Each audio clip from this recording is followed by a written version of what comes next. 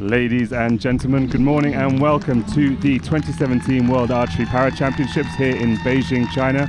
I'm Chris Wells and I'm here with Pippa Britton and we're going to be your commentators for today. How are you feeling this morning, Pippa? Oh, it's great. There's such fantastic weather here today and I think I'm really excited actually. There's some great matches coming up. Absolutely. We're in sunshine here today in Beijing. We're in a venue just outside of the city in a Paralympic specific venue focused wholly on sports. The teams have been here all week. How's it been, Pippa? Oh, it's great. It's really nice to have the actual competition field and the finals field all in the same venue, and really the facilities are just marvellous here. I think the athletes have had a great week. Yeah, this venue was made for the 2008 Olympic and Paralympic Games and it's been in use for all kinds of sports. You can see on the left in our shot the velodrome. We've got swimming pools, we've got sports centres, halls, we've got fields. It's really fantastic. Yeah, every sport you can think of, I think you can do here. There's even a dance hall. Our first match this morning will be Russia versus Italy in the Compound Women Open Team Bronze Final. Have you watched some of these athletes this week? I have, and I actually know some of the athletes. Some of them are fairly new athletes, but we do have Paralympic bronze medalist individual from London 2012 on the Russian team, so she's going to bring quite a lot of experience, I think. Some really high scores being shot this week. Absolutely.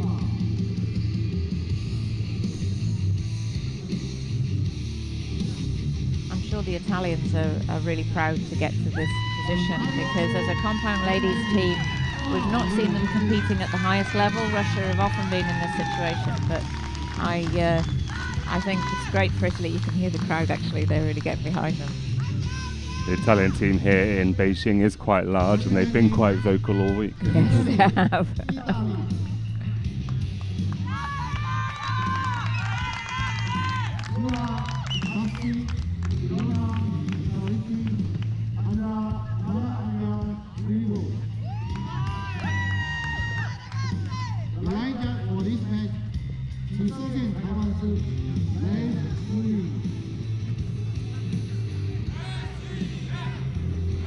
So yesterday here in this Beijing finals field we had the recurve finals, then the W1 finals, and this morning we've moved on to the compound finals to close our week in Beijing. Which match are you most looking forward to? Oh gosh, I'm just looking forward to all of the matches. I think they're all going to be really competitive matches today, and the compounds, particularly the margins, are so small that all the matches I think are really exciting. So no, I don't have a favourite. Of course I always have a little vested interest in the women's, but I think they're all going to be great matches. Buzzer about to go for our first match here on the last day of competition in Beijing. We've got the top ranked Russians against the second ranked Italians in the compound women's open team final.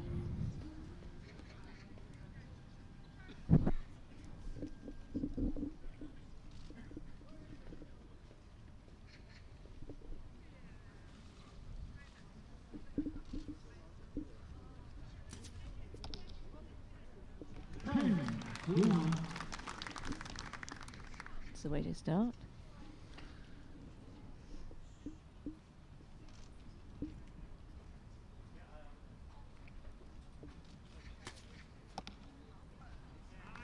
And the way to carry on as well. Yeah.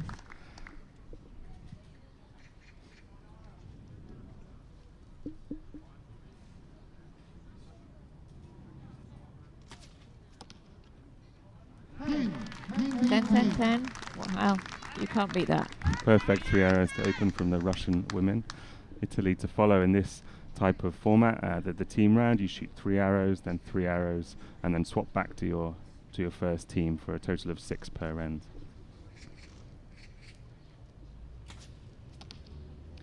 And of course, unlike yesterday when we were watching the sets, this is all cumulative score, just like it was for the W1 category yesterday. So a total of 24 arrows to be shot by each team here. Highest overall score wins the match.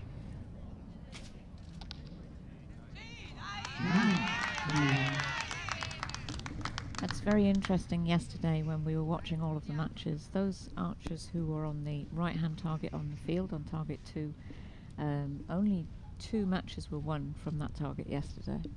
Okay. That is, of course, usually the lower seeded archer as well. It is, but I think it wasn't strictly true from the qualification round in terms of seeding. And of course, we've got the big screen on the right-hand side, so I think it's slightly more visible for those archers. 4-point lead for Russia over Italy after 3 arrows. And 4 consecutive 10s as well.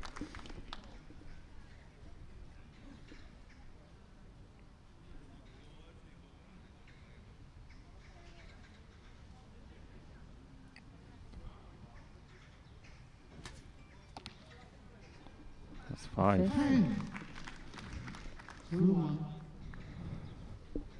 Will they get the perfect end?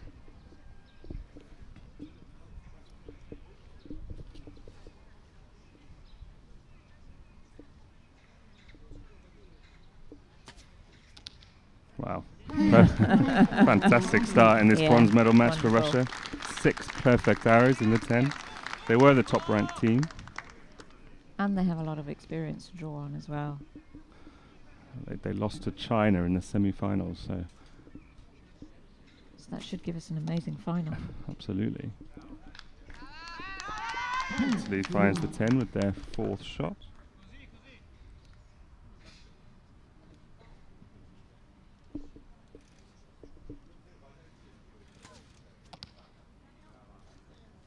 Another 10.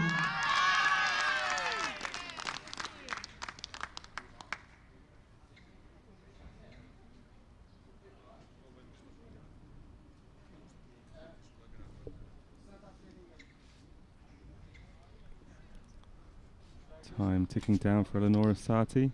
No issues. 3 perfect arrows in the second half. That brings the total for Italy to 56 out of a possible 60. Russia a perfect 60 and a 4-point lead after this first ends. I think it's really interesting seeing these 6 ladies out here because they're real illustration of the variations within Paralympic archery and para archery in general, because we have archers out there who are standing to shoot, archers who are sat in a wheelchair, and archers who are sitting on a shooting stool, and yet they're all competing at the same time. The compound shooting open class, there's no differentiation in category between a standing archer and an archer in a wheelchair, so they can all shoot on the same competition field and in the same team. And how does it work for a para athlete? How do they know what they're able to do to shoot? How do they know if they're able to sit on a stool or use a wheelchair? So they have to go through a process called classification. So a medical person tests how their disability or their impairment affects their ability to shoot, and then they're given allowed to use a stool or some kind of additional aid in order to level out the playing field so that it's fair between all of the archers.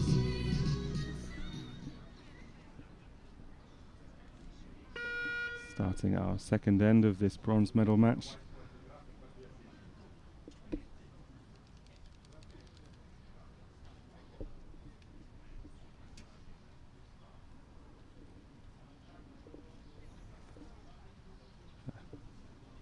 (2015) world champion Sati starting off with a 9.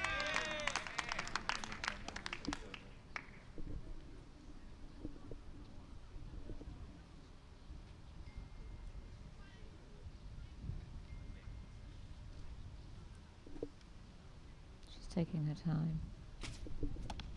Good shot.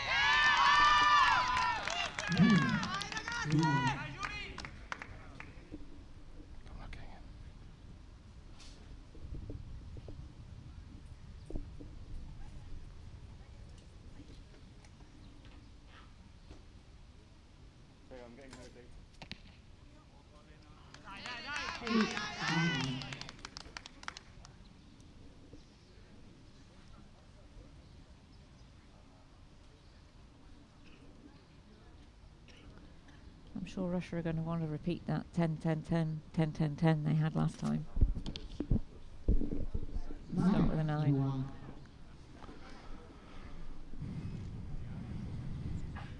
Common commentator's curse.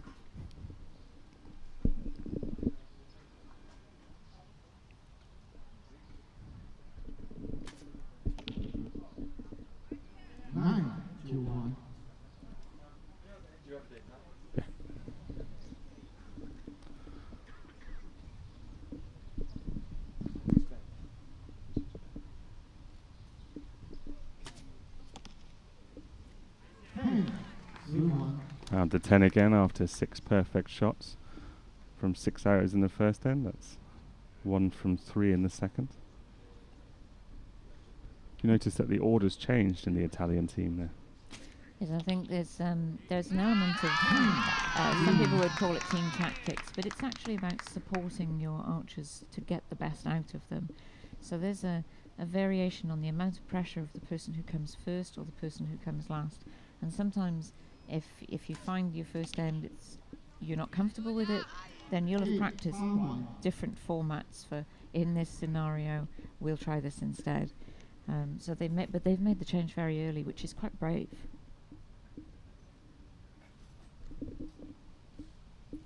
So Sarti, who opened the Italians up, also closing each end. Closes it well.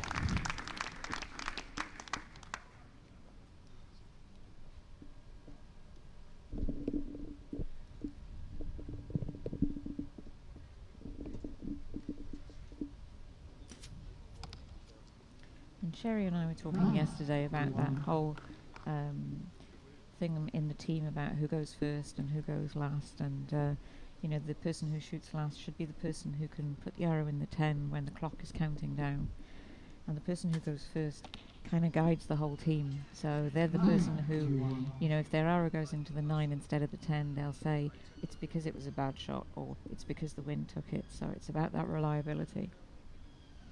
It's a really interesting thing to practice. 10 to finish. So they add another point. And that's Artakinova finished us up there, and she hasn't missed a 10 yet through 2 ends in this bronze medal match. Now there's a 9-star on the Russian scoreboard at the moment. They've got a 5-point lead, but that could extend to 7 if that's upgraded to a 10. Just tell me, Pippa, why they put that star on that arrow value. So within archery, if your arrow touches the line between 2 scores, then you actually are awarded the higher score. And from where the spotters sit, sometimes they can't quite tell whether the arrow is touching the line or just outside the line. And so they put the star there to indicate that that arrow might get upgraded to the higher score if it actually touches the next scoring zone up.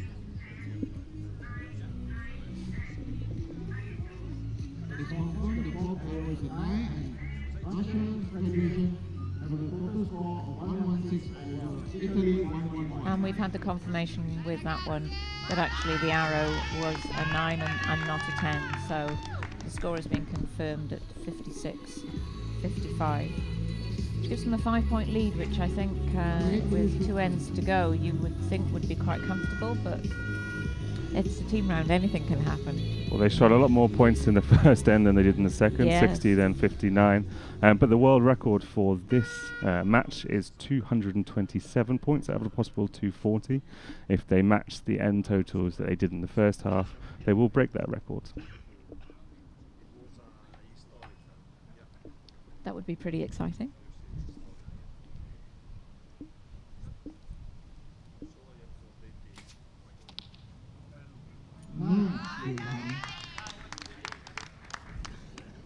Sarti starting us off with a 9.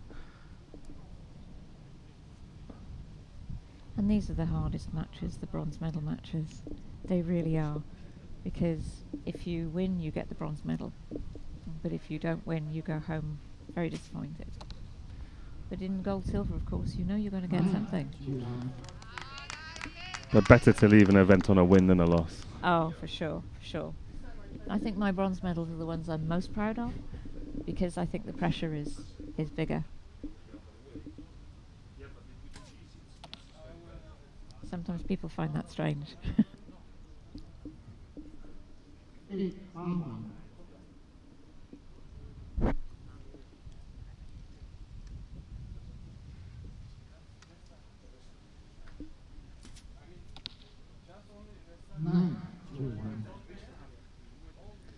course, each team has 2 target faces as well.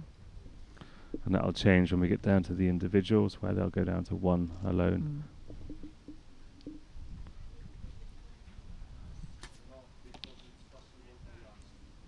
So the first arrow archer is shot on the right-hand face and the second on the left-hand face. And how do you decide how to split those targets up? Generally, the person in the middle gets to shoot one at each, and the people on either side get the one that's closest to them. So it's all about the central line of the target and being closest to the central line of the target. And that's why when you see them, the archers on the line as well, why they tend to sit very close together, because they don't want to be shooting too far from that central line. So Artekinova just shot her 5th 10 of this match. She has not missed the middle. She's been shooting really well. She's been shooting well all week, but she's generally very experienced.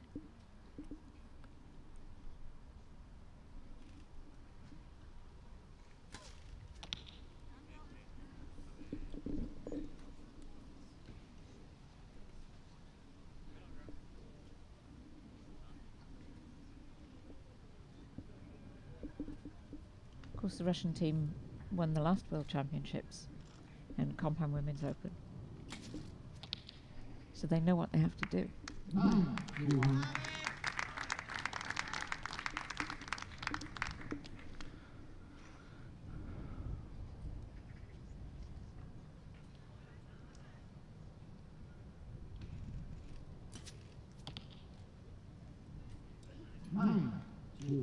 So we saw a 7 there from the Italian team. What might have caused an arrow to go so far from the middle?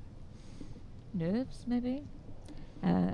We've got really great conditions here, so there's a little tiny bit of a breeze, but not enough to make any difference. So I suspect that she's a little nervous and wanting to do really well, perhaps trying a little bit too hard. And that's difficult sometimes, to settle your nerves down, especially, you know, if you know you're behind and you're trying your hardest. A little bit of tension creeps in, and then you don't follow the process of your shot. Russia there matched Italy's total with 1 arrow to spare, and Artekinova's put in her first 9 of this match with her 6th shot. But Russia still expanding their lead by a further 4 points, 172 to 163. No stars this time around, so we shouldn't have any changes to that score. You have to say this match is all but won at this stage. I think so, yes. I think unless something extraordinary happens. Of course, yesterday we saw one of the teams where they actually ran out of time and were unable to shoot their last arrow. But I think this Russian team is very experienced, and they're going to manage their time very well. So, yeah, I think we're probably looking at the bronze medalists in the Russian team.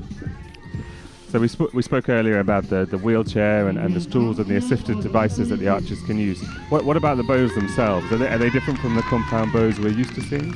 No, they're not. They're exactly the same bows, exactly the same equipment.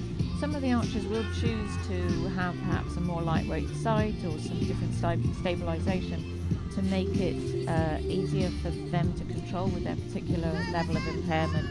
But they're just the kind of bow that you'd go into any archery shop and anybody would buy.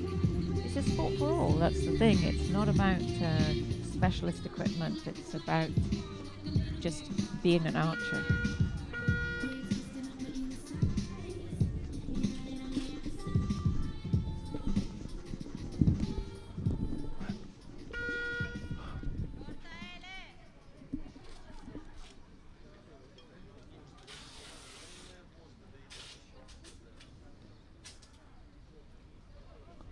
So I've just been advised with that score of 227 for Germany was the world record prior to this tournament. The world record was actually broken in the eliminations at 228, so they'll need to beat that score to set a new one here. Italy not giving up there, opening 10 from Sati. I think that 228 is probably pretty close to the able-bodied world record.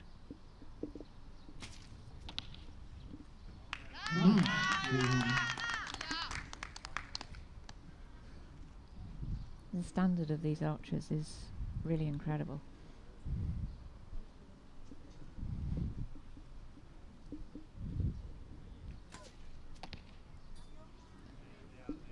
It's a shame she just rushed that shot and dropped her arm a bit, I think.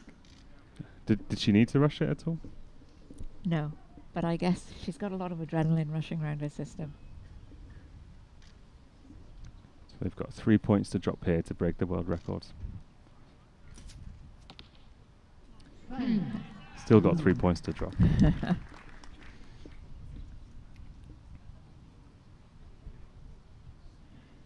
World record will be the last thing on their minds right now. It's all about executing every single arrow in the very best way that you can. And with the match, with such an advantage in the match, do you think getting that world record will be easier because they haven't got the stress so much of a tight contest here for the medal? I don't think so. I think the world record is something that comes when you just shoot your best and you get your process right and you're working strongly as a team. And then the world records just happen because you're shooting really well. 3 perfect 10s from Russia to open this last end. They've got 3 arrows to drop into the target and 3 points left to drop from the score if they want to break the world record. I remember I'd broken the world record with the team on more than one occasion, and on no occasion did we realise we'd done it until after the match was over.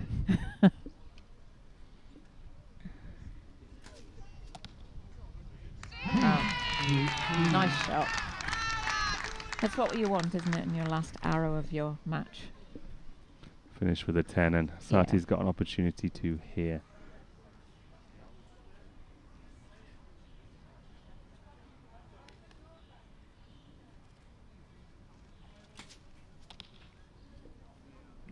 Just outside. 217 points for the Italians, but Russia here need at least a 27 from their 3 arrows to set a new world record.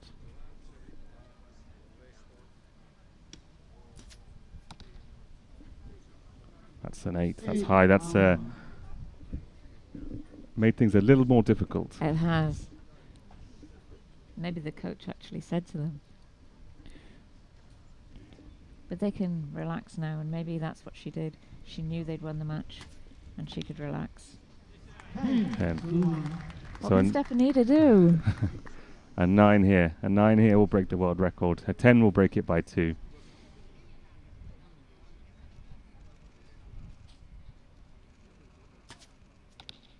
It's a 9. And that's a new world record for Russia and the bronze medal here at Beijing 2017 and the World Archery Para Championships.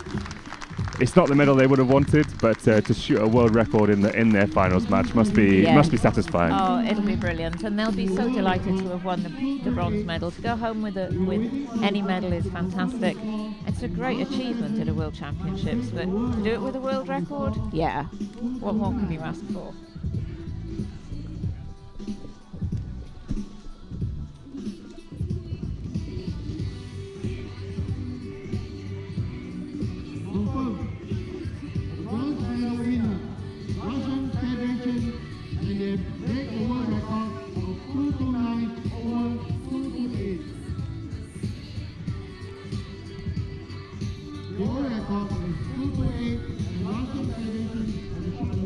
Fantastic for us to have that world record on camera as well. Normally they happen on the elimination field, and you have to rush to get a cameraman there in time. Yeah, we have this one on film, but yes, it's fun. It is fantastic to see, and yeah, and they shot well. They obviously deserved it. They shot really well, so that's such high quality. I'm really pleased for the girls. So that was our bronze medal match, our opening match of this morning's competition here in Beijing. Next up, we've got China against Iran in the gold medal final here in the Compound Women's Open Team competition.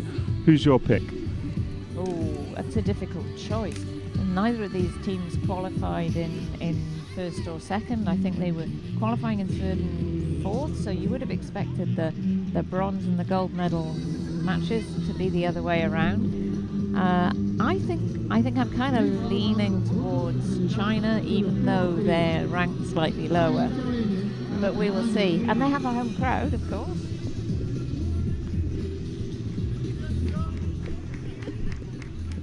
really nice to see full team from Iran. The number of archers, particularly women archers, within para archery has really grown. We're seeing bigger teams these days than we used to see, and I think that's fantastic. The growth of archery anyway is fantastic. Well, and Iran is no little thanks to Zahra Namati, who was, of course, the first Iranian woman to win a gold medal at either the Olympics or Paralympics when she took victory in London. Followed it up in Rio. Extremely impressive archer. Yes, and of course qualified for the Olympic Games as well as the Paralympic Games. And she's been a fantastic role model, not just because she has a medal around her neck, but also because of the way that she speaks to people and actually promotes archery and promotes sport. So I think it's fantastic to have those kinds of role models that are available to people and who are prepared to do that.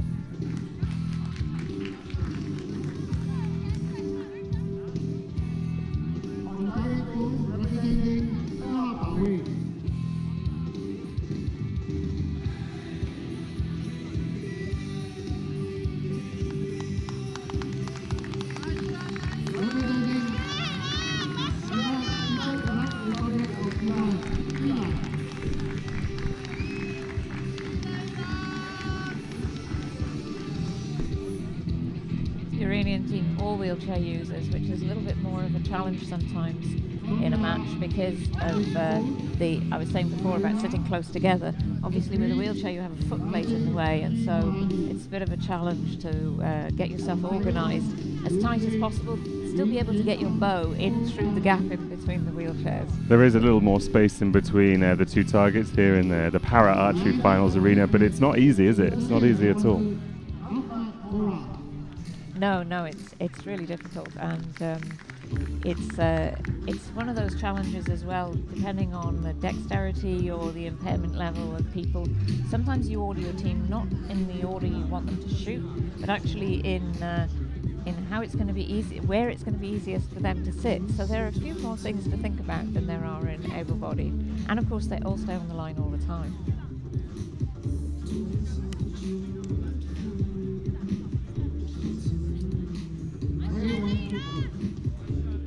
So in our normal events, our World Circuit and our World Championships, the ones we usually see footage from, the archers rotate and have to go back over a 1 meter line. At these World Para Championships, they all stay on the line. How do they communicate when they're permitted to shoot their arrow between each other? So you're allowed to talk to each other on the line, but of course you can't disturb your opponents because that wouldn't really be very fair. But in between each arrow, after each archer is shot, they have to give a verbal and a visual signal to the judge, and to allow the next archer to shoot. So the judge has to see that signal.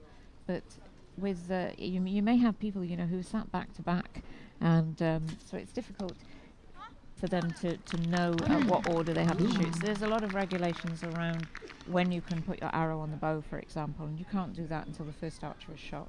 And what happens if the second archer puts their arrow on the bow before the first one is given the signal? So the judge will actually give them a yellow card.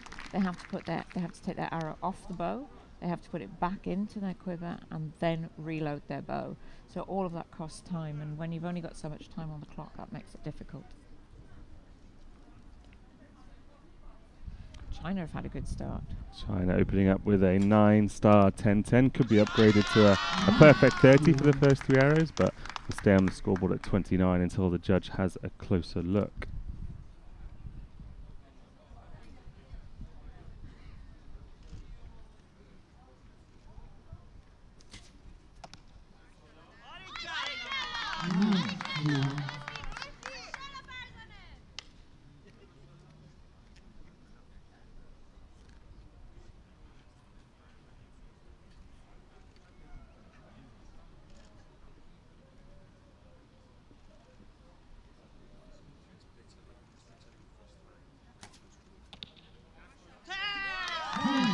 .28 for Iran.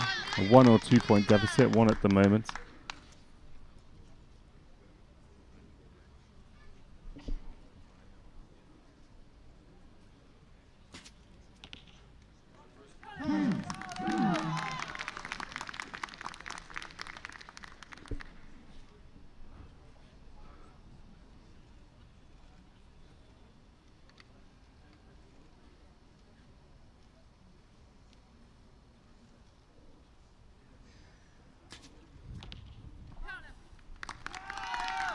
another 10, an excellent start from China in this gold medal match.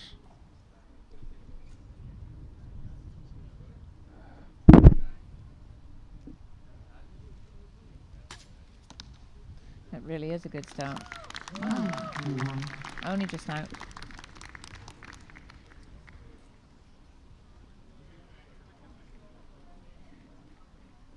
.58 points from the Chinese team with their first 6 arrows. Could be upgraded to 59 when that judge has a look at the target, but Iran keeping pace, just about. Yes.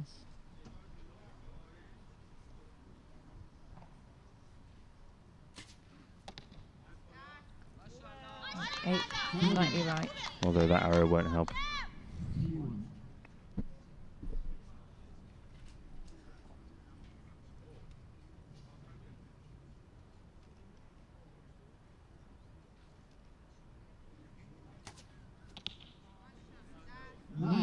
Nine to finish and a 55 for Iran. They'll trail by at least 3 after this first end. How big a deficit is that in a 24 arrow match?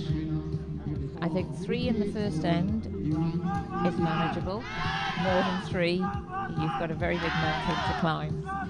But it is always hard to tell because you only need one archer to have a little bit of nerves and put in a 7, which is entirely possible, and that's your 3 points.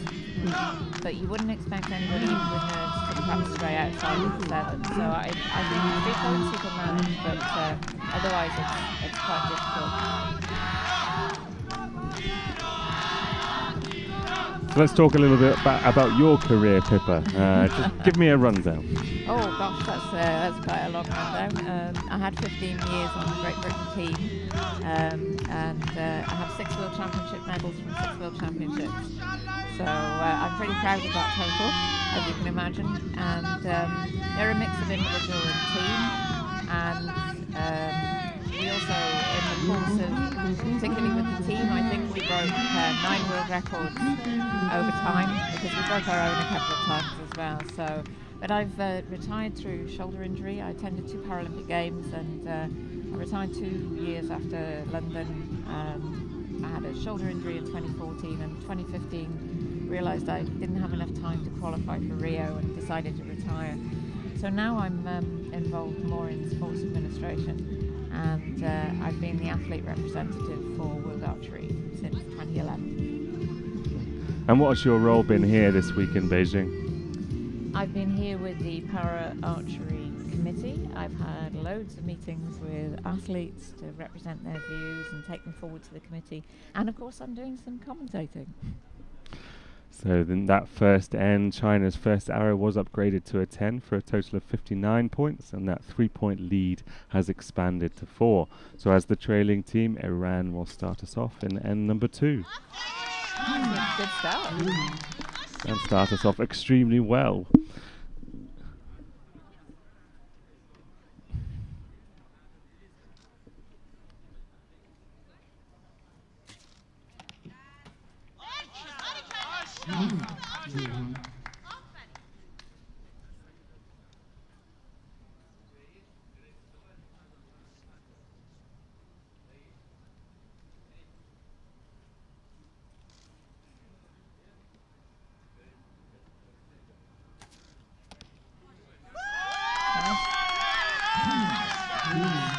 The best 3 arrows from Iran yet, 29 out of a possible 30.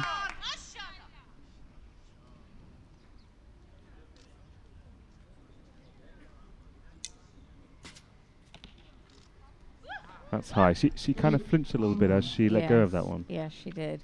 And her timing is usually really, really consistent. But I think she was just there, just like 1 second longer than normal.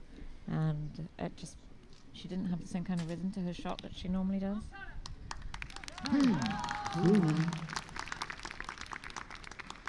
That was Zhao Man, who we'll see a little bit later on in the compound women's individual final, shooting her 3rd 10 of this match. So you see Iran have made back 2 of those points already.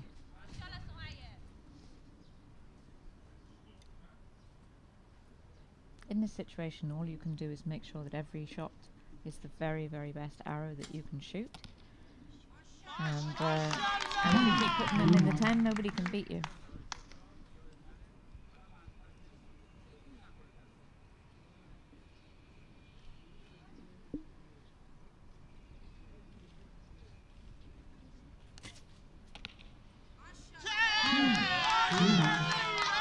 It's shaping up to be the end that Iran needed in the second to erase that 4-point deficit from the first.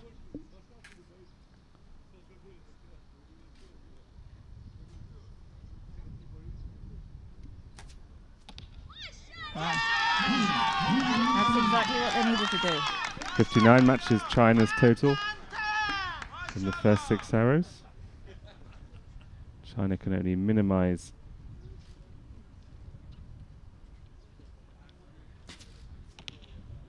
pressure on that first arrow is tough. Shot an 8 with her first shot of the second end, but gets it back in the middle with the second.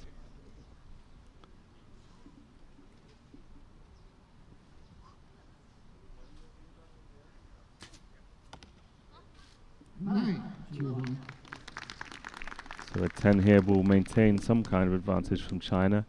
Anything less and we'll see a draw at half time, or the advantage flipped.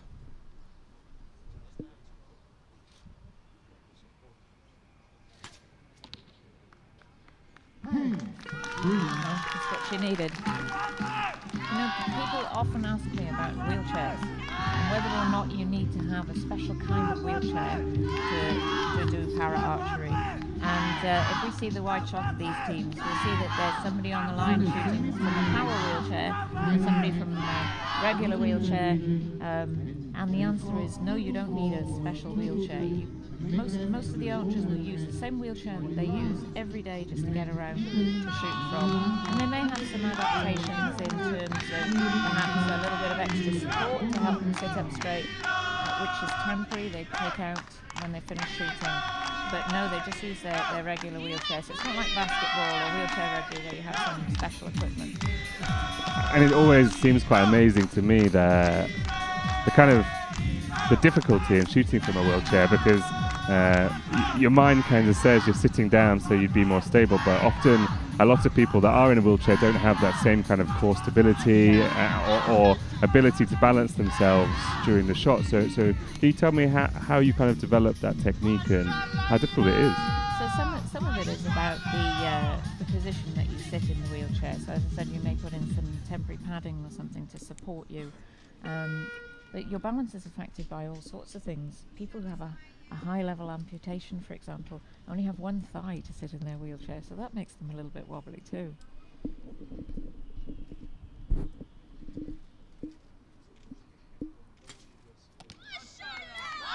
Balance is a really key thing. Balance is a key thing if you're on 2 feet and stood up. And it's just the same if you're sat down.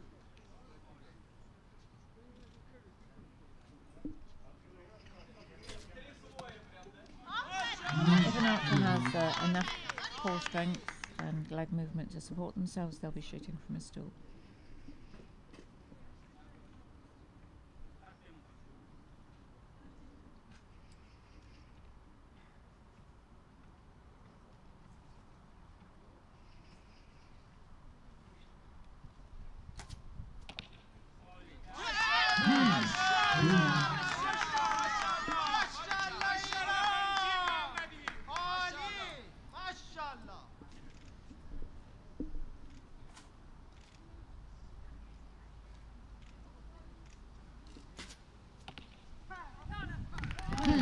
That's what you need.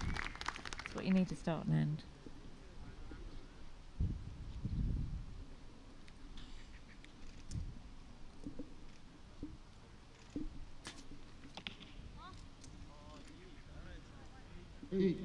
That was Zhao, the Rio 2016 Paralympic champion, who we'll be seeing in the individual final here. When that went in, I looked at it, I was sure it was a 9, but now I'm not so convinced they've marked it as an 8 star. And they're closer than me. for 10 to finish, 28-28, still a 1-point advantage for China if that arrow is not upgraded. The spotters will, of course, always go the safe road. They won't. Yes, they won't take a. Yes, it's very disappointing for an archer if your arrow is downgraded.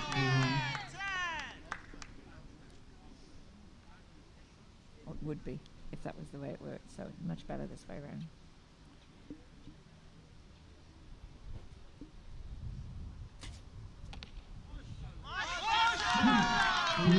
And some of the compound archers particularly have a more compact style than you would see in able-bodied. So they'll favour perhaps a slightly shorter draw length, because a bow is a heavy thing, and keeping it very slightly closer into your bow just makes it easier to control, because holding the weight out at the end of your arm will affect your balance. Especially when you haven't got that same core strength. Exactly. 57 from 60 for Iran. That's a good total. And a lot of these archers will just have a single long rod, and they'll go for something lightweight.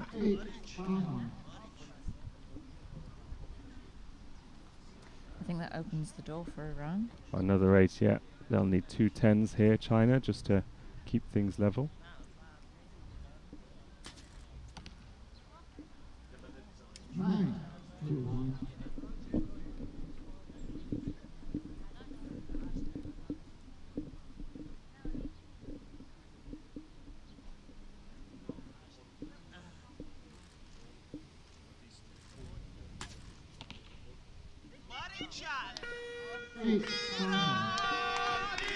So 3 8s in that end from China. I think it's really hard sometimes. You know, you're really focused, you're very driven by your process. The first end, you have a really good first end. Second end, you have a couple of little wobbles, and you get caught. And then, of course, the pressure starts to pile on. So it's about who is going to manage the pressure better at this stage.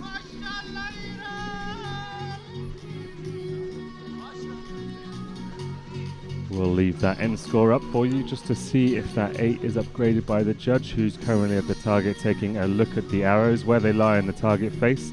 And what is it that actually defines what points are awarded on the face? So the target face is a 10 in the very middle.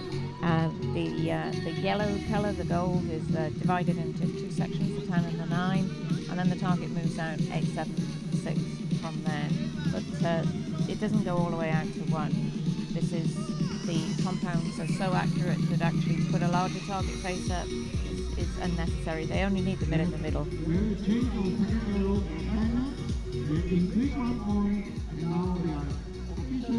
And that arrow, I think, has been upgraded. Absolutely. So that was just nicking the line, 9 of the 9. It doesn't have to nick the colour, just the black ring on the outside, and it'll be upgraded. So not an 8, but a 9 for China.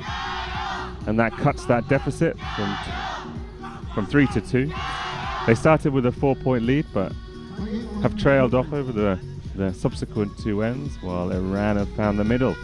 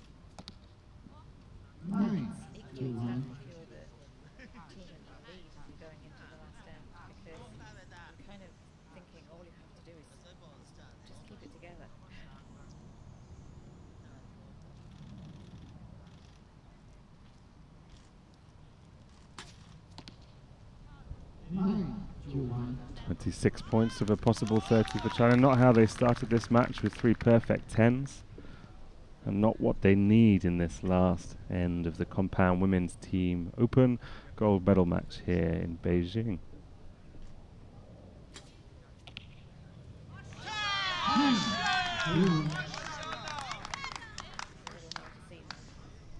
Shadows from this sun which has been obscured by a few clouds for most of the week, popping out just this morning.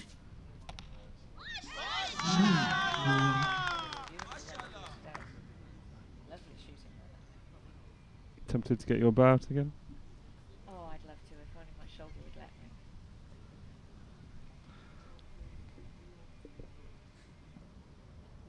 Maybe, in time. That 2-point advantage for Iran has increased to 5 with 3 arrows remaining. No let off from the number 3 seeds here in Beijing. 9-1. I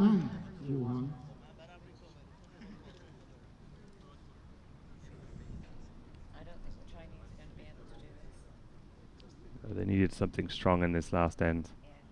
I think I called this one wrong. I think they have the talent. They proved that in the first end. But maybe the nurse just got somebody. 9-1. In front of a home crowd, it's always difficult. Last arrow from China. 223 points possible with a 10. What'd she get? 10-1.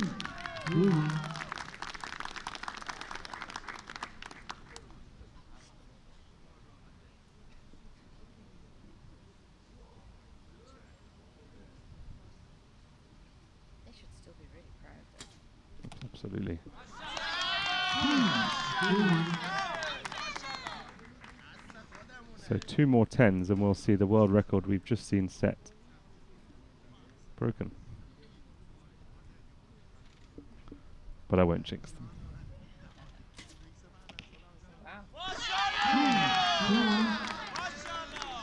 It's a hit to win and a 10 to break the world record for a second consecutive match. We didn't see this one coming. You know, for a relatively inexperienced team, but they've shot fantastically. No, it's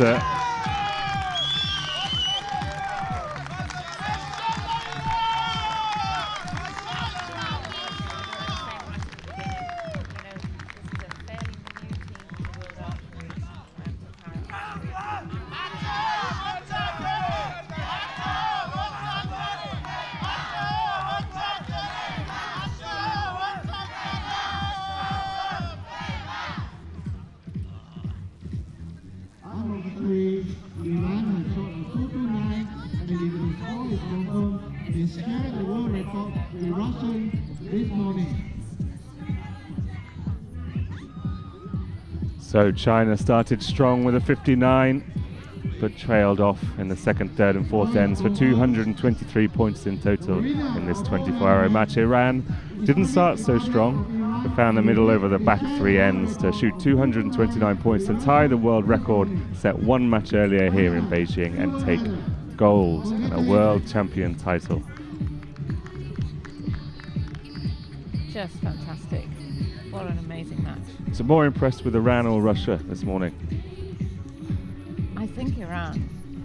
I think because Russia have a lot of experience to draw on, but Iran being relatively inexperienced, and I think, you know, out on the world stage, on a finals field, I think just fantastic. And, you know, none of them have been shooting for 20 years, you know. They've, I just think it's incredible. What does the future hold for Iran if they've got such a strong team? Positive things, I think. I think so. Temperature still reading at 24 degrees. I think it's probably a little hotter out there on the arena. It's fairly warm in here. So the women's team events are complete here in Beijing, and we'll move on to the compound men's open team finals. First up is the bronze medal between the USA and Russia. USA were ranked first overall. They beat Canada, Japan and Iran to make it to this, and lost to Iran, sorry, to make it to this bronze medal match. Whereas Russia beat France and Great Britain before losing to Italy by 7 points. Of course, this USA team has the current individual compound champion from Rio Paralympics in Andre Shelby. Yeah, absolutely awesome archer, and he's really explosive when he shoots. And for me, you know, that's something that I think looks really cool, Yes. frankly. Yeah. Ladies and gentlemen, please welcome the heading to the field for the performance team bronze medalist. 女士们、先生们，欢迎运动员入场。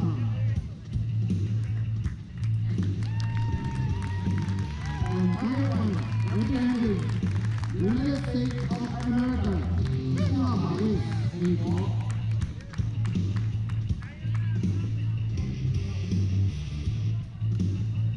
So, USA on target 1, Andre Shelby, Ben Thompson and Lance Thornton. Shelby, as you said, is the Paralympic gold medalist from Rio.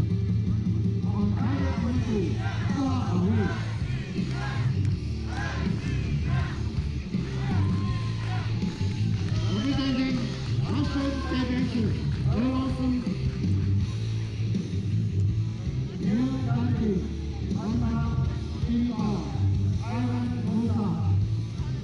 And Russia on target 2. We've got a new kind of assistive device on the field in this match. Yeah, so it's really interesting in each of these teams, and this is just coincidence. It's not compulsory because it's an open class and anybody could be included. But actually, we have 2 gentlemen, one on the USA team and one on the Russian team, both who are arm amputees. And given the level of their amputation, one is shooting with a shoulder harness and the other with a release aid attached to a prosthesis. So I guess we'll kind of talk a little bit more about that as we go along. And if you are interested about assistive devices, we've done some videos on our YouTube channel, archery.tv, with some of the archers here in Beijing explaining how they came to shoot archery and how they came to choose how they shot archery. Fantastic. Yeah, we saw yesterday somebody in the W1 category who shoots by using his teeth, so that's yet another way that you can shoot. And won a world champion title by shooting with his teeth as yes. well. And has been Paralympic champion too.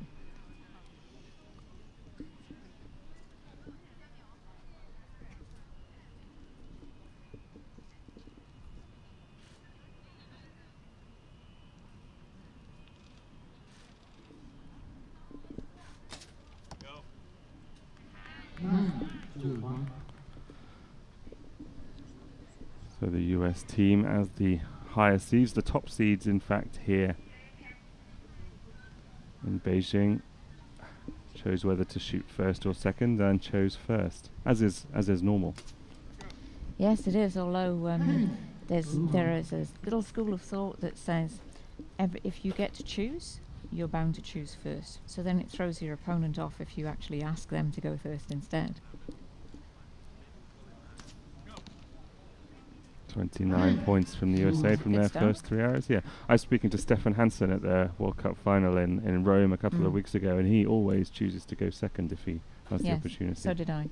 All my matches I always chose to go second, partly because it throws your opponent off a little bit, and partly because it just gives you a little bit more time to read the arena, read the wind, and just settle yourself down a little more.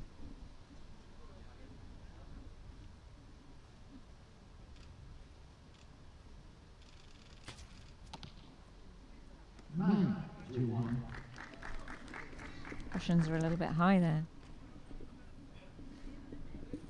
So this is a shoulder harness. It's harnessed around his body with a release aid that he'll probably clench his teeth or clench his jaw in some way to press against a lever, and that's what releases the arrow. And shoot a 10, that's 29 points for the Russians too. All even after 3 here. And this release aid is attached to the end of the prosthetic arm, but will operate in the same way by pressing against a face. Archers have to come up with what suits them best, and then it has to go through the medical personnel, the classifiers, to be approved to make sure that it's not giving the archer an advantage over somebody else. 9-1.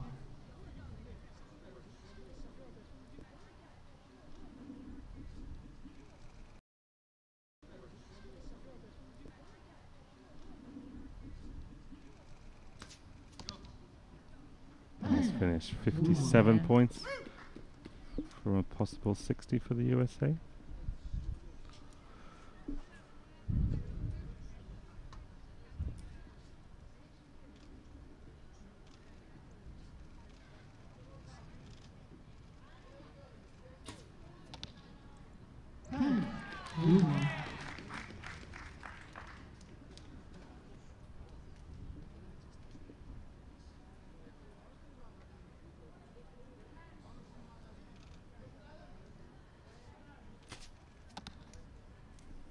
Another 10.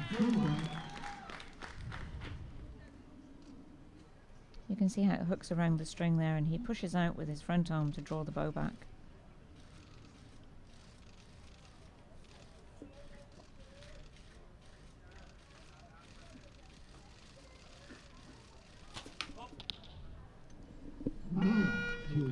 Nine to close this end up.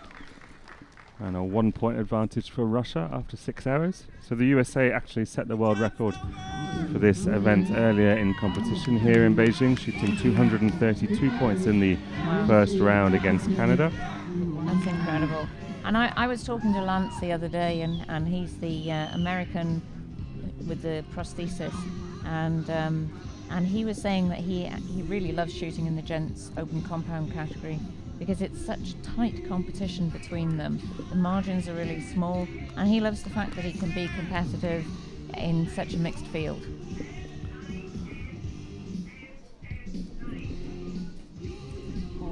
There's a few compound men shooting the para archery circuit regularly who have really upped the level of the category over the past few years. Alberto Simonelli, Shelby now, Matt Stutzman did very well. Yes, John Stubbs, of course, I think was the first para archer to break 700 on this round.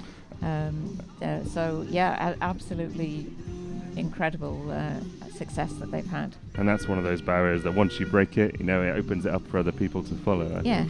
And it's inspirational, isn't it? Because I think there's a feeling, if you have a disability or an impairment and you see these guys out there shooting, you kind of go, well, maybe I could do that. It doesn't matter. Everybody starts somewhere.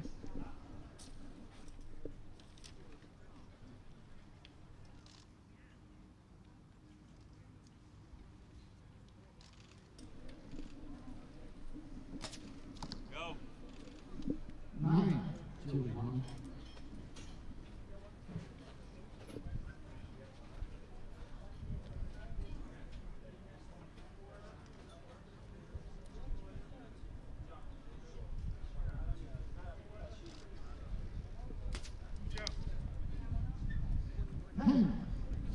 Clip the 10 at the bottom there, Shelby. This is Ben Thompson. He hasn't missed the middle yet. He's a very strong archer. Wow.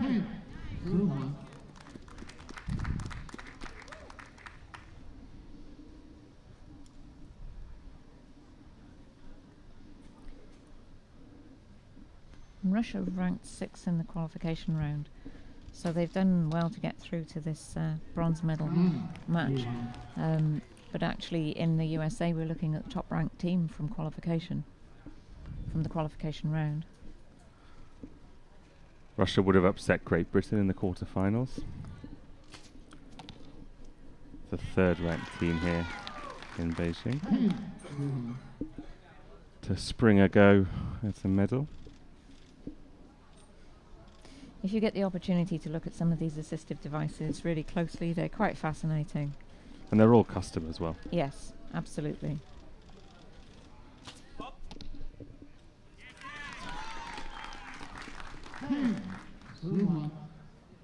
Russia matching the USA's first 3 hours in this second end, in this gold medal match. And most of these things are actually made by the archers themselves rather than the coaches.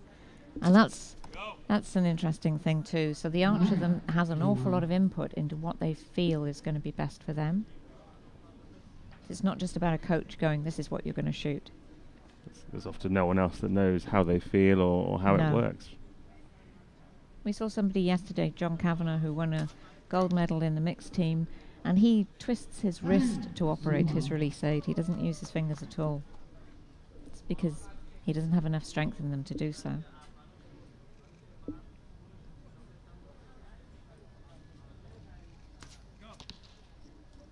Just out. They've called that arrow from Shelby, the second one in, but I'm dubious.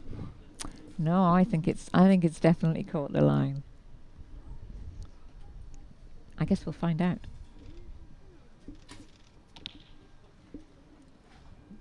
I think the sun is a bit awkward at the moment, though, for the scorers. Shadowing the faces of the archers. Lucky they've, for the most part, got caps on.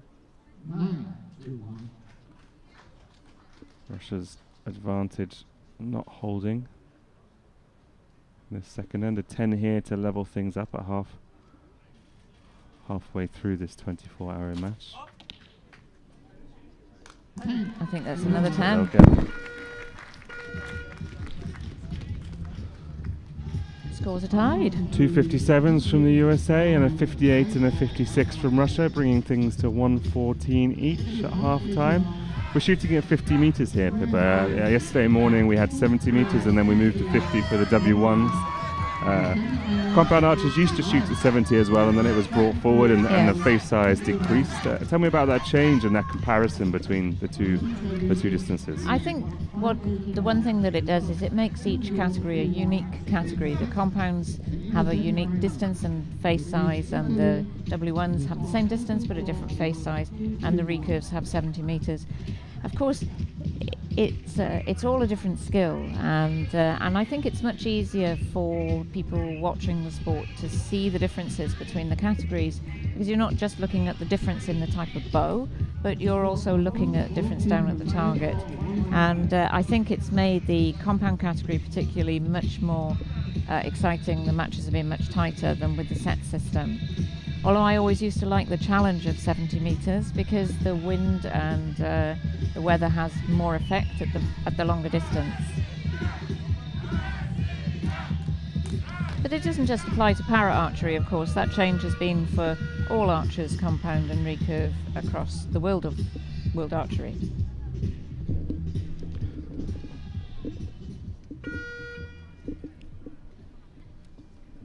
Third end coming up here. This bronze medal match, the 2017 World Archery Para Championships, just outside of Beijing, China.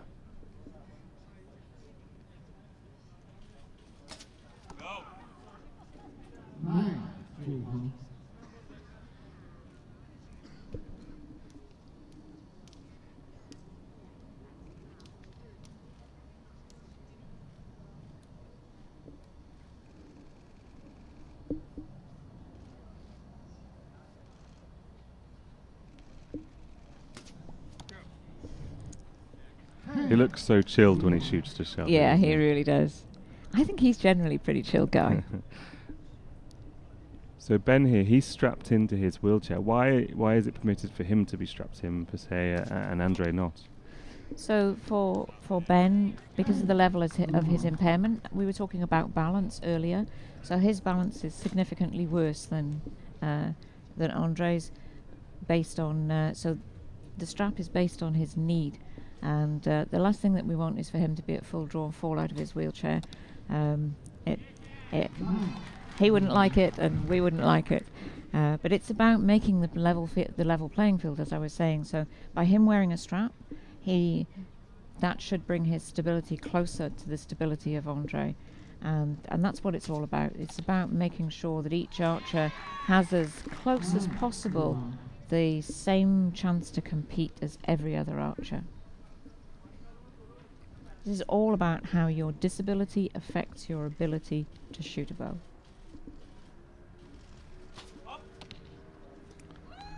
10 from Ivan Koslov. Keeps Russia within 1 point after the first 3 hours of this third end. That's an 8 high and right. Too fast. Yes, much too fast.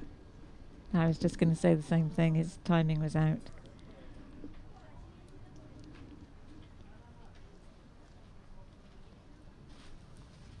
Andre looking chilled again. Puts in a 10. One of my favourite shooting styles, I think. across the lines. I'll go with that.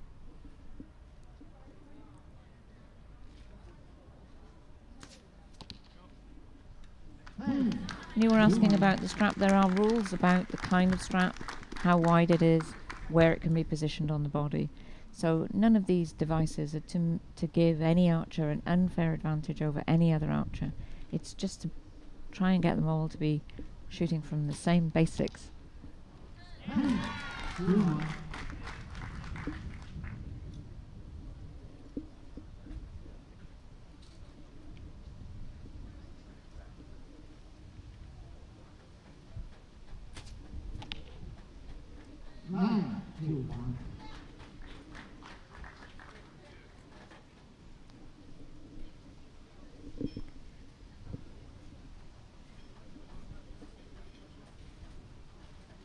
Ivan Koslov at full draw again.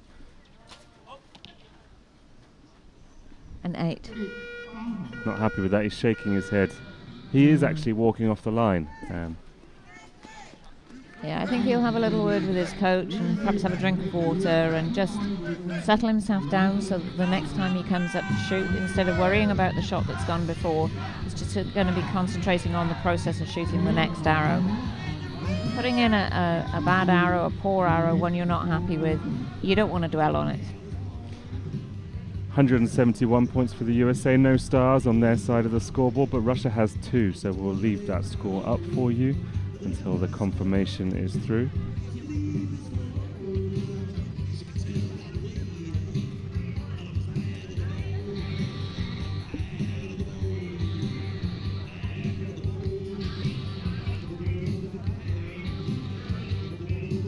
Looks like that score is going to be confirmed, as was, and a 2-point deficit now for Russia. Looking at the end scores, if we expand that for you on the screen, it's 57, 57, 57 for the USA, 3 consistent 6-arrow series. Russia 58, 56, 55. I think Russia need to pick up the game a little bit, don't they? And they've got 6 arrows left to do so. Yeah, they really don't want to be scoring less again in this final end.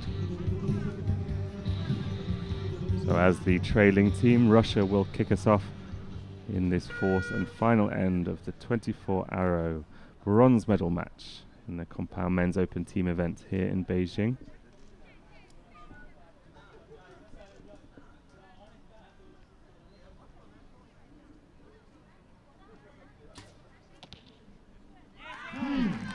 That's the way you want to start.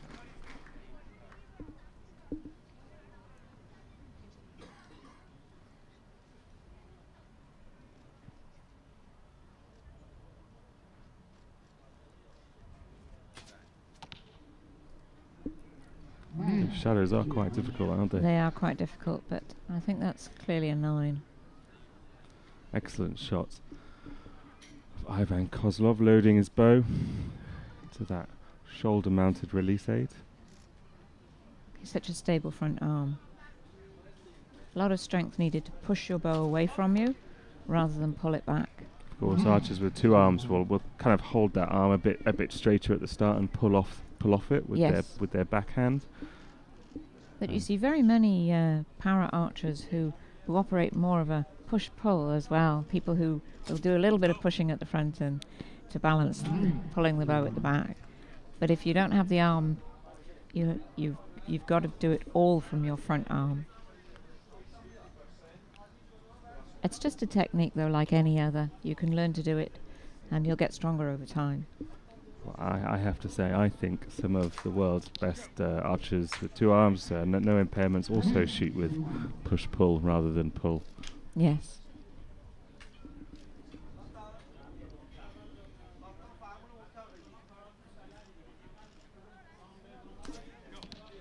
Oh, that's a great 10.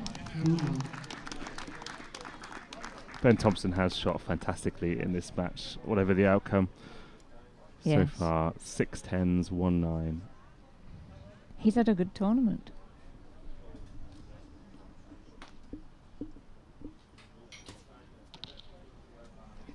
Oh, that's a shame for the Russians.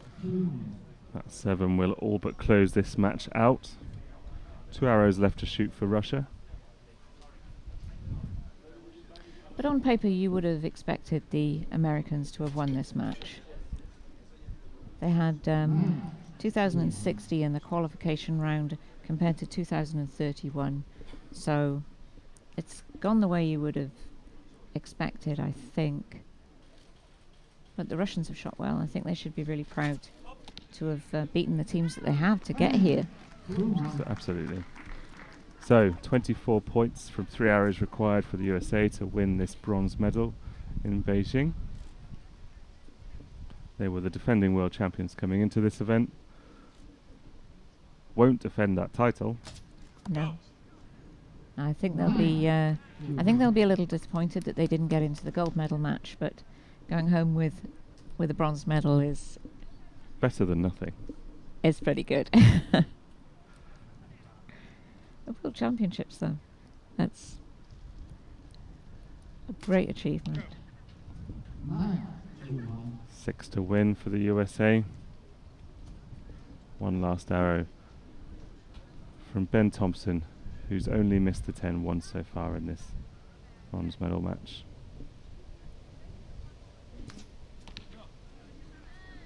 And he finishes with another 10. That's awesome. Beautiful. The United States of America, bronze medal winners here at Beijing 2017 and the World Archery Para Championships. The defending world champions arriving at this tournament. They won't take another gold, but they will climb the podium yet again. Andre Shelby, Ben Thompson and Lance Thornton taking bronze.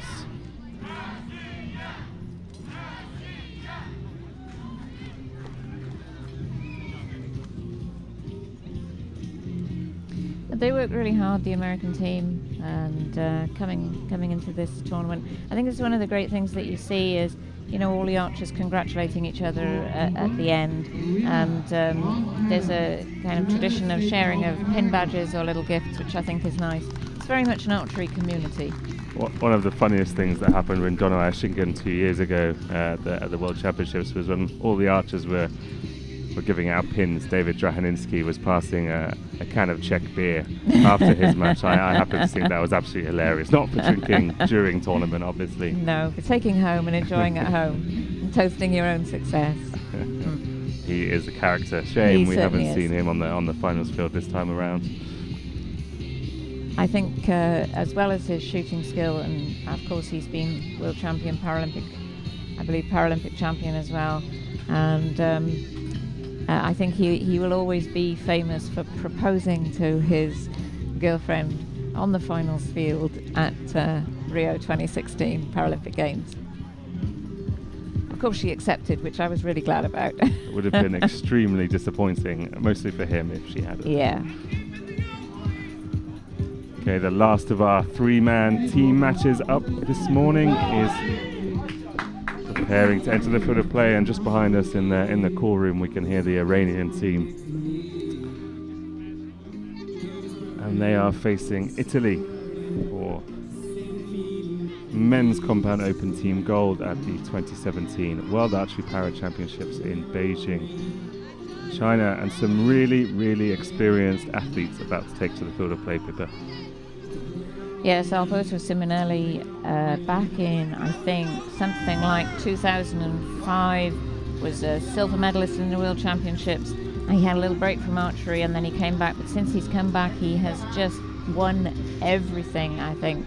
And we've seen him World Championships 2013, 2015, and of course here, and almost everywhere he's going at the moment, he's winning things, and he's even been at the World Cup events. So he has a huge amount of experience to bring to this team.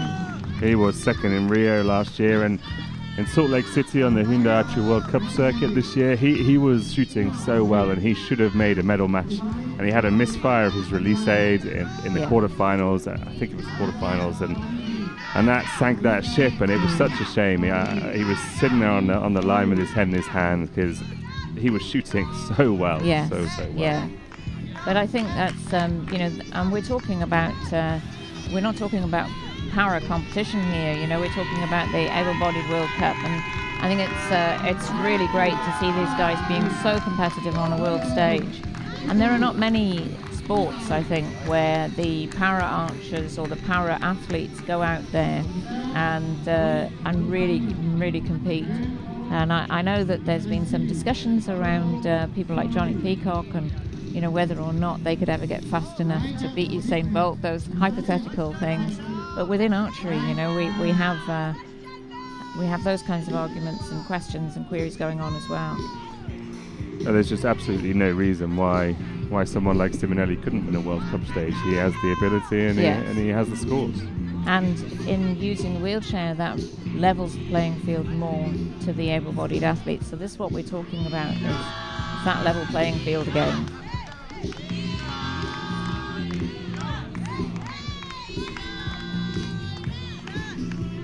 Zara Nemati, who competed in the Olympics and Paralympics in Rio last year, she continued a long line of archers who have competed across the two games. Yes. One of the first was Neroli Fairhall from New Zealand. Yeah. Yes, and she's in the Paralympic Hall of Fame and did a huge amount to inspire athletes and archers across the world.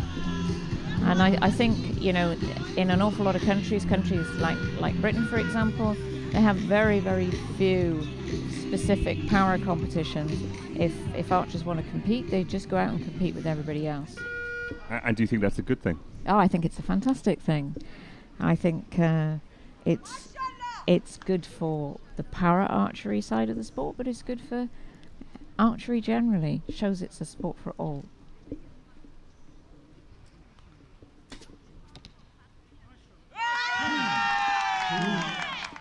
So we were talking about that choice of first or second.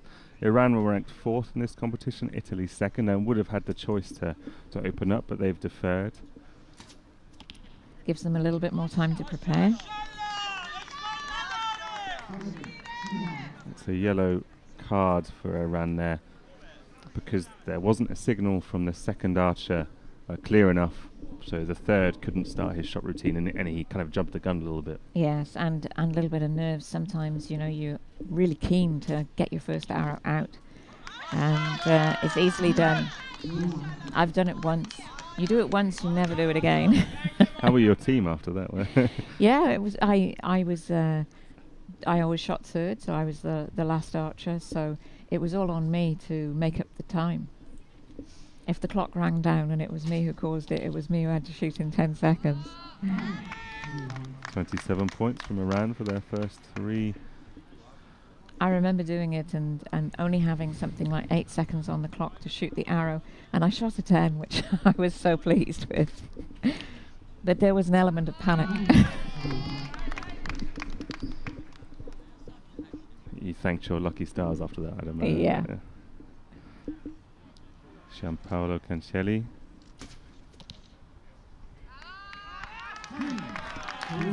Ten points, first 10 of the Italian team there.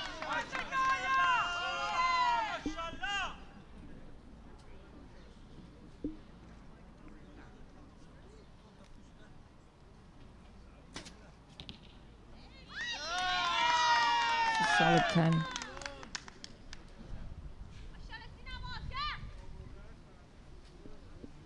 They've called it a 9-star.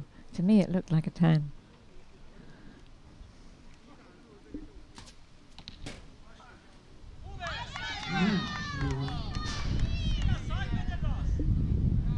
A little bit of a breeze picked up. Not the right time for that to be coming here. No.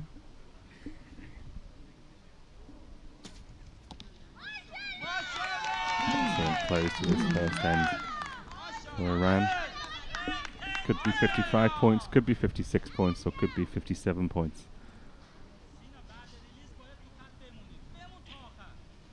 Simonelli always looks so stable, so strong.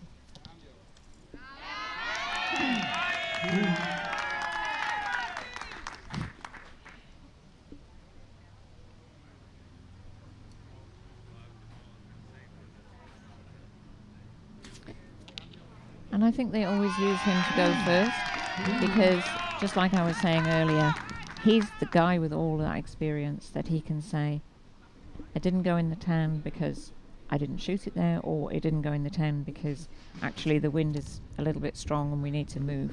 move our sight or aim off a little bit. Well, the Italian team were doing well there, but Cancelli put in a 7 on the left, and that'll bring their total down to 55. That's 3 points, over half their points lost in the first end, gone in 1 arrow. It's amazing how quick things can change. It certainly is.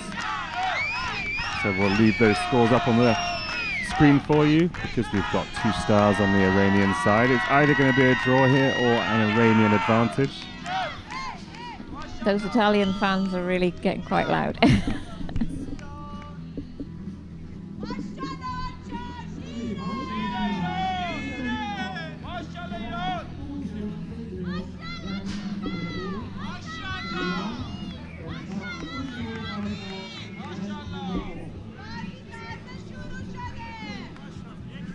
So one of the 2 arrows upgraded on the Iranian target faces.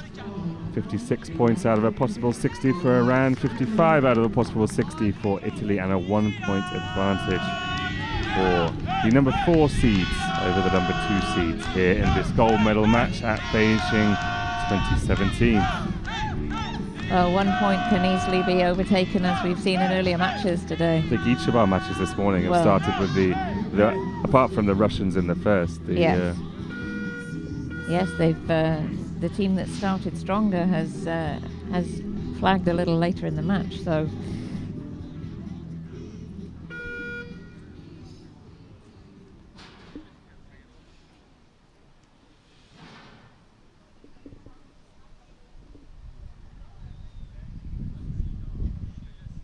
Simonelli starting us off again. Very stable archer. And a 10. I think they went in the same hole as the last arrow he shot.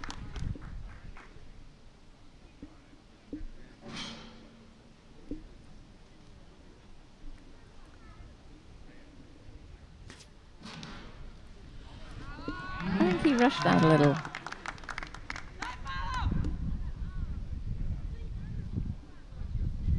Cancelli put in a 7 with his last arrow. But he needs to forget about that and just concentrate on shooting this the best he can. 1 point better, still an 8, still in the red.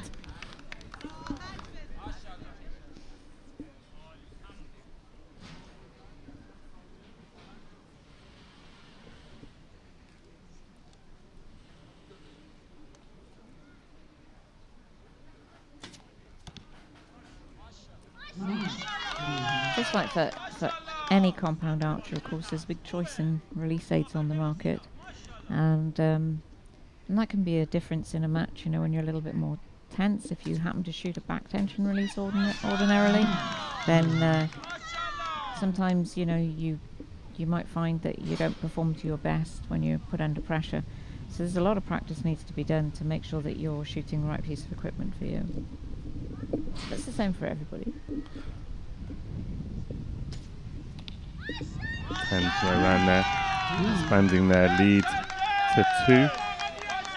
Talk about same for everyone. Iran has emerged as somewhat of a talented compound team in all forms of archery. The Iranian compound men are the World Archery Champions from 2015 in Copenhagen in able-bodied and open competition.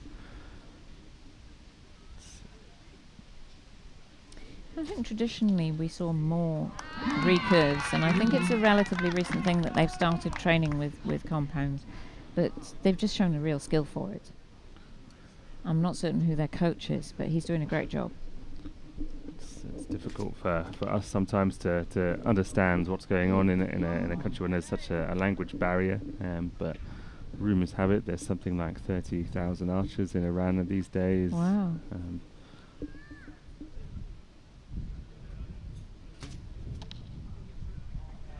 That's a big archery population. 54 points for Iran in the second end. Yeah, it's huge. Got a big pool of talent to pick from if there's that many.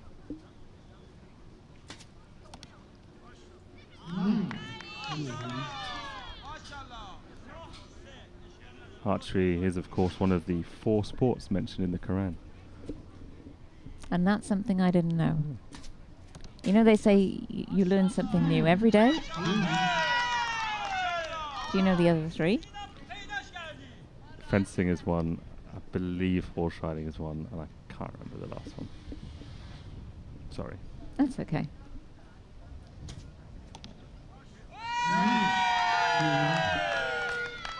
Another 2 points then put on Iran's lead in the second end, up to 112 to 109. Of course, there are a lot of countries that have historical archery, I suppose, you know, because it was used in wars so many years ago. But that hasn't translated, I don't think, always into modern archery. You know, there are some countries where archery, I think, has been popular right the way through. Britain is a really good example, where you had longbowmen and there were still people practicing archery all the way through until now. But I think there are some other countries where it's just, I don't know, just not happened. You know, once they went over to a different kind of projectile weapon for war, then those just disappeared. I come from a little town called Reading, and there's an area in the very centre called the Butts, next to a church called St Mary's, so St Mary's Butts, and it was called the Butts because every Sunday that was where the archery targets were lined up, where young men were legally obliged to practice their archery on Sundays from 10 till 12, I believe, for hundreds of years, and it's kept that name. And I went back a couple of months ago and had a little wander around. Yeah, I had to see the relatives, and some kind young human being has graffitied some archery targets on some of the horrible walls that were on the edge, and I thought that was awesome. Of course, I come from Wales, so we always claim that that we were the best archers in Britain.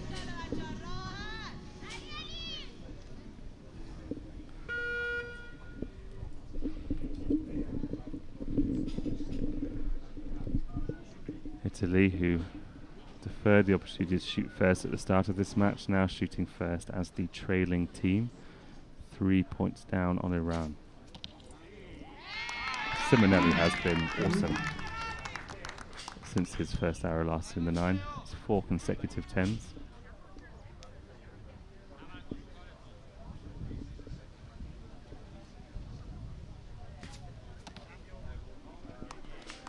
A 9.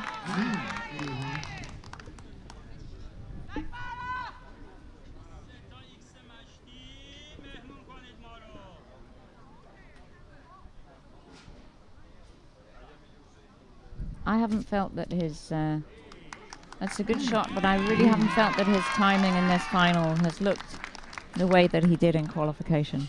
I can see on my screen how long each of the archers are taking, and both Simonelli and Bonaccini are taking about 16 seconds a shot. Cancelli is up to about 20, 21. And I think in the qualification round he didn't take as long on each arrow. But you know, if you're a little bit nervous and a little bit just shaking a tiny bit, it's much harder to aim. Although a little bit of adrenaline makes your eyesight better and your reflexes quicker. So a little bit's helpful, a little bit too much is not.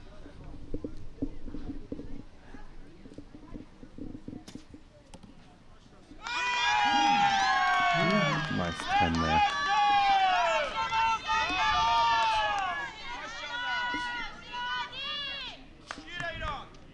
That's the hardest thing for some of the archers, is the fact that you know you're on the stage, everyone's looking at you, the crowd is shouting, and they're not normal circumstances in which you shoot. It's a big jump from the all one line shooting at targets, isn't it? It's quite a large mental hill to overcome. Yes, it's almost like you need to learn how to shoot archery in 2 ways.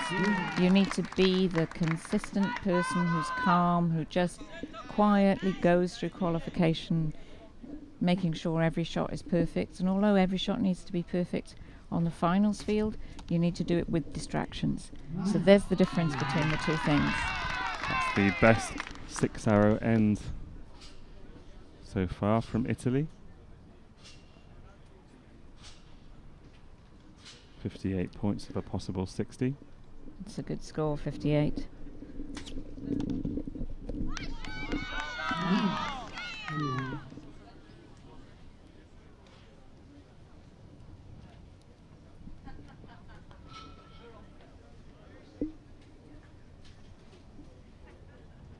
Very good score. Potential 2-point advantage after this 18th arrow from Iran.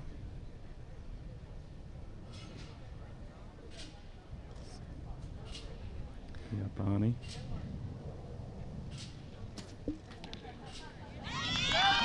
Sealing that 2-point advantage, and he's happy about it. Well, they've managed to close the gap a tiny bit. One end to go.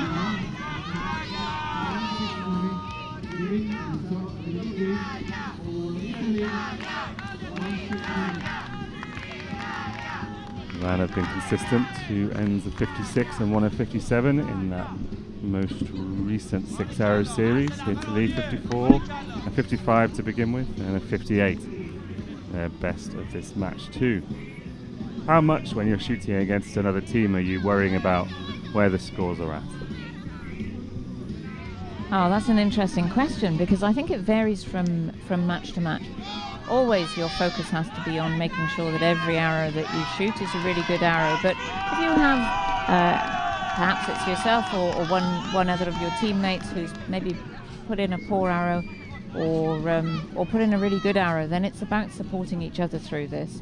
So sometimes if the scores are behind, you know, you might try and just G each other up a little bit, say, come on, you know, we can do this, just to you know, focus you more tightly. Or, you know, other times you might be a long way ahead and you might say, it's okay, we just need to keep it all together and you know, keep shooting them in the middle and everything's going to be fine. So it's all about that communication between the team members.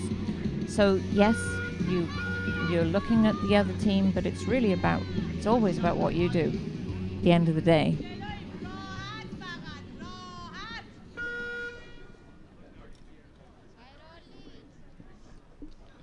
Italy starting this fourth and final end of this gold medal match with 2-point deficit.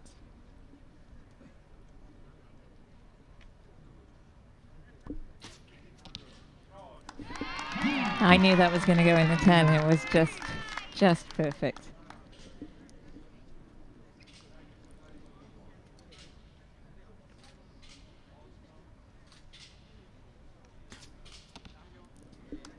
That's really close to the line, but I think it's out. Looks just out. It's not been given a star by our spotter.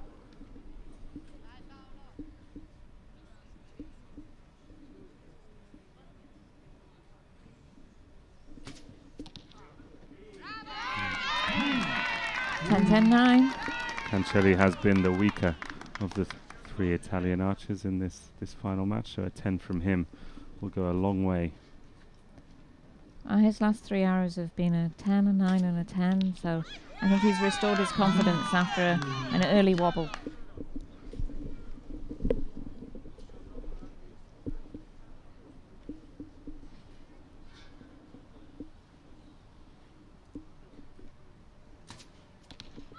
An 8, that's going to make the match a lot tighter. So Iran now and Liabani need a 10 to keep it level after coming into this fourth end with a 2-point advantage. That's changed the dynamic of this contest completely. A 9. So now it's Italy shooting first and a point ahead with 3 arrows to go. That's what I was saying about that determination and focus and G'ing up your teammates. It's always about supporting. Oh, another great shot from Simonelli. Simonelli has been the star of this Italian team. He is the world record holder for the qualification round individually as well. And that's 7 10s out of 8 arrows. Oh, fantastic shot. And here's Italy.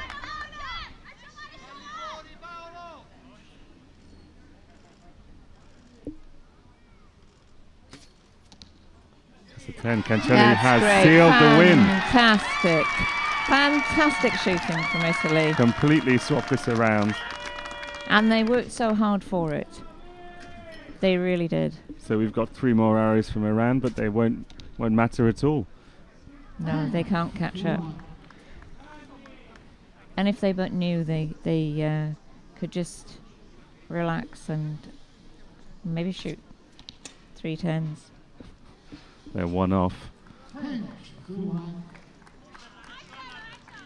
That's disappointing. The Iranian team. Italy showing some serious mental fortitude. Yes. What a way to finish that. Yes. Fantastic. And I think the thing is they knew when they put in that 9-8-9 that the match was lost if Italy put in those 3 10s. So then they just relaxed and got 10-10-10 themselves. Fantastic for Italy. Absolutely fantastic. They really shot well.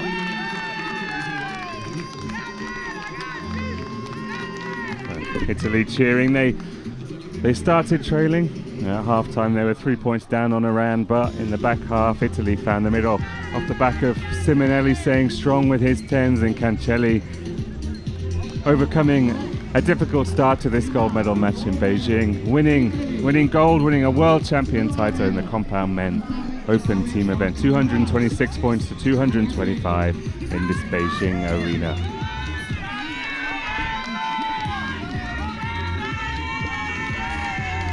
Italians still out there celebrating. Absolutely well-deserved win, but I can tell you from having been in that situation in a team round myself that you support your teammates through it, and you just try and keep it together and focus and encourage each other to shoot every arrow as well as you can. Sometimes you'd be up at full draw and you have one of your teammates saying it's okay, nice strong shot, nice strong shot. It's all you need to really bring out the best in you. I sometimes think you shoot your best arrows for a team because you care about the people that you shoot with, and it gives you a little extra motivation than just shooting for yourself.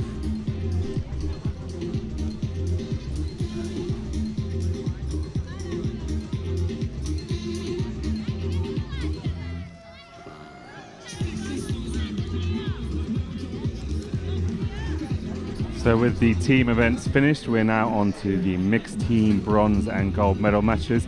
What are the differences between these two team styles? So the first team style is 3 people who are all the same sex, so they're all either female or all male, whereas the mixed team is 1 person male and 1 person female from each country. They're both shooting in the same category, so in this case it's open compound. And the great thing about the mixed team is it means that if you have a smaller country with not so many people in the team, then they can put a team into the mixed team. They might have 1 man and 1 woman, but they can't make up a team of 3 men or 3 women. And it's a really exciting format. I really like the mixed team because there's a little different balance between the way that the teams work together. There's only 2 of them to start with. The ends are only 4 arrows, and the lead can change very easily.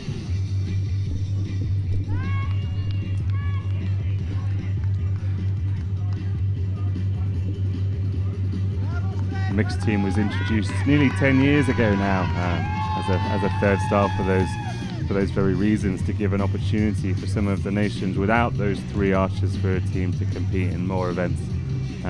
It was used in Rio in the Paralympics for the first time. Yeah, it was used in Rio in the Paralympics for the first time, and the really great thing about that was it really opened up the field then for more countries to host a team. And they had, for the first time, a team event in every single category, so a compound team event, a W1 team event, and a recurve team event. So, and that's really exciting for the crowd, and it's great for all of the archers as well. It gives them 2 opportunities to win a medal at every championships and Paralympic Games. Great Britain taking to the field now, Phoebe Pine and John Walker. John is a Paralympic champion from Rio 2016, but not in the compound division. He shot as a W1 in Rio. Yes, he did. And he's made the choice to move into the W2 category, the open compound category, and he's really had a successful year. He shoots with a different kind of shoulder harness again, so he's not an arm amputee, and you'll see that when he shoots, but he doesn't have full function in his arms. So it's a really interesting thing that we've already seen two people, one with no arm at all, one with half an arm, and now one with a full arm, but all of them using some kind of different release aid system.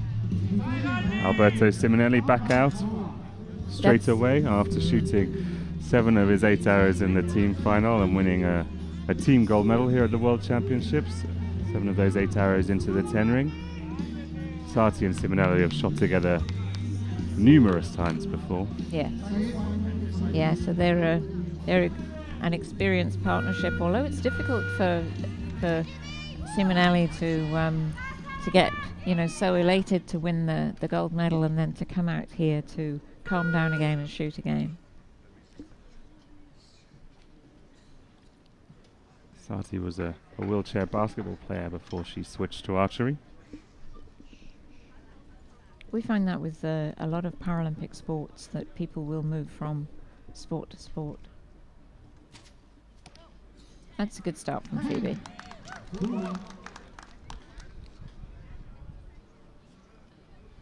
So you see that John has a shoulder harness, and that release aid is operated by a cord that he uses in his hand. So he doesn't have enough strength in his arm to draw the bow back. I think he shot that quite quick.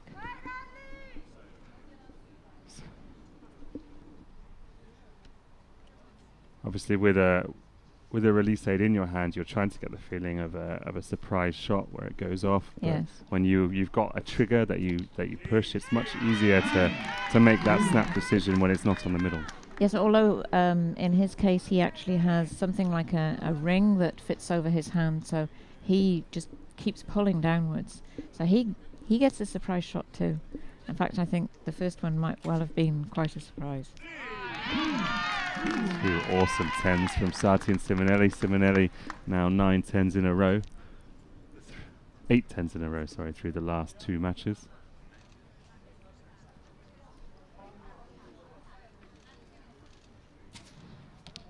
And Phoebe, of course, from Great Britain, relatively new archer on the international circuit, but she's doing incredibly well for a young archer with limited experience. So you can see the cord running through directly downwards, and he takes out the cross. It was 1 year and 1 day ago that John won his Paralympic gold medal, and he'd only been shooting at archery for 3 years at that time. Yes. I do know that he has put in a huge amount of work, though. It's not like he just woke up one morning and went, do you know what, I think I'll do that tomorrow. He's really worked hard. But all of these archers work hard. They're elite athletes at the end of the day. Simonelli and Sati changing order here. Simonelli starting and closing with another 10, 8 in a row now. He's on fire.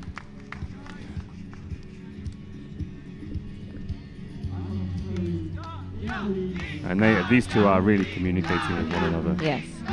But it's really, I think, the thing that gives you the edge in the team round, rather than shooting as 2 individual archers who happen to be shooting at the same time, or 3 individual archers who are shooting at the same time. That communication between you makes you a team. And that's the difference.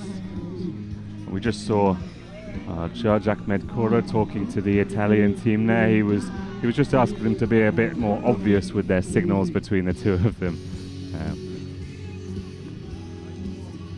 A 2-point lead for Italy in this bronze medal mixed team match here in Beijing.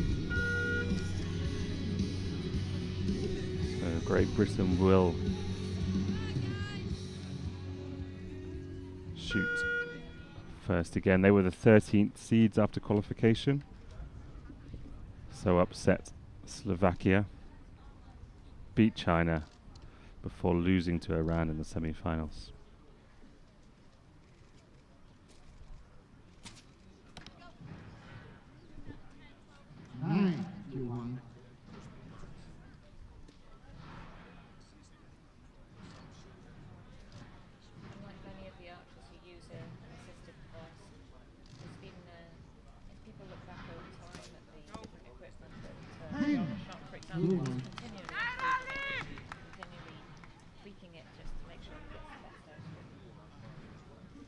will do with our bows.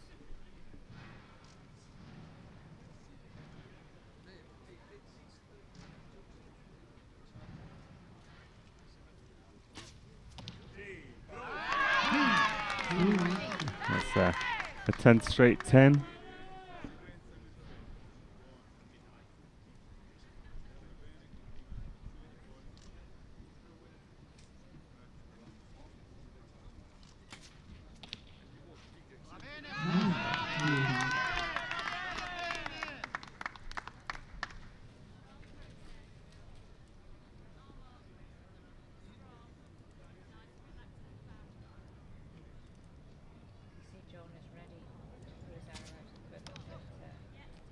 Waiting. And that's the cut-off point, the point. Yes. So you can pull almost the whole arrow out, but if the judge can see the point, you have to put it back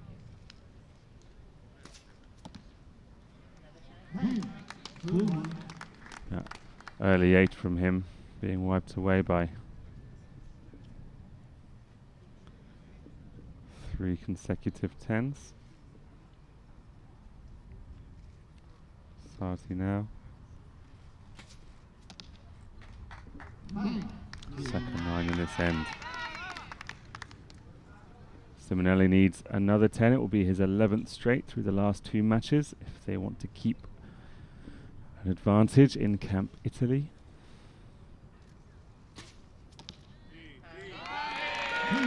Well, just looks really easy, doesn't it? It does. I think whatever it is that he has, I think we'd all like them.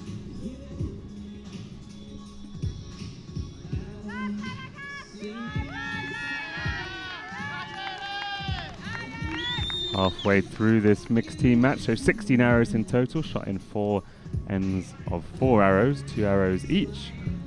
The archers rotate here, so they shoot 1 arrow each and then swap to the other team and then back again when they're shooting on the eliminations field, so not in a finals arena. There's not that same alternate shooting.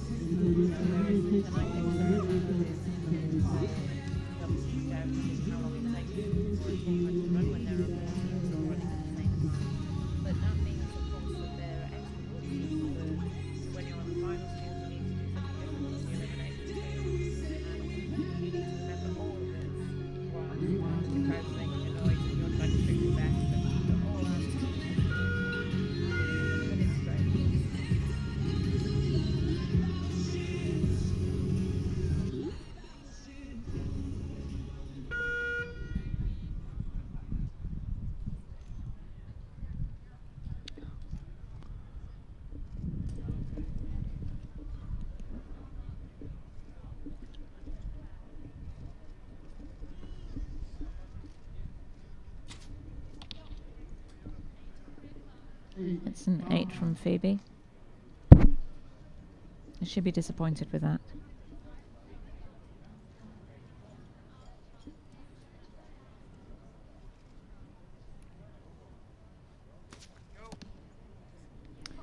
It's a 10. Just clip the line.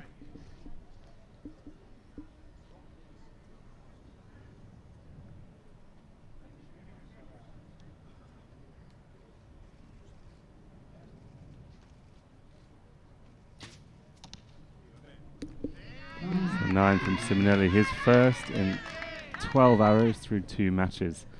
Not bad going though. Oh no. I'd be very happy with that.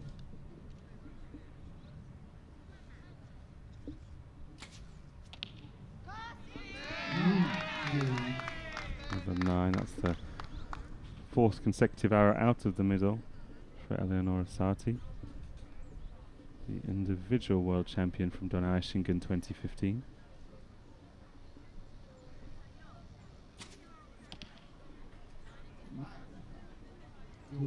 Phoebe Pine, just 19 years old, making her international debut for the British team here in Beijing.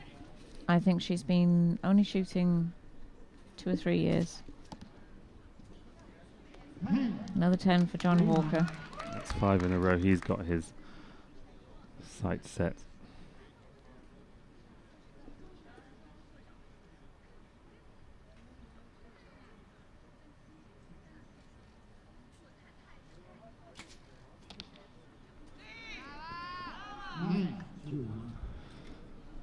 Party's been kind of just out. That's quite frustrating. It is very frustrating because you're so close to the line. Actually, it's almost worse than putting it in the 8. You're so that close to the 10. Oh, great 10 from Simonelli again. He's back in. 2 seconds on the clock though, cutting it fine. 1 point advantage for Italy then after 3 ends here. Oh, this Italian team is just so expressive, aren't they? They are, and they're really supportive of each other. They're a really great team, and you can just see the coach there, you know, who's communicating with both of them and really supportive.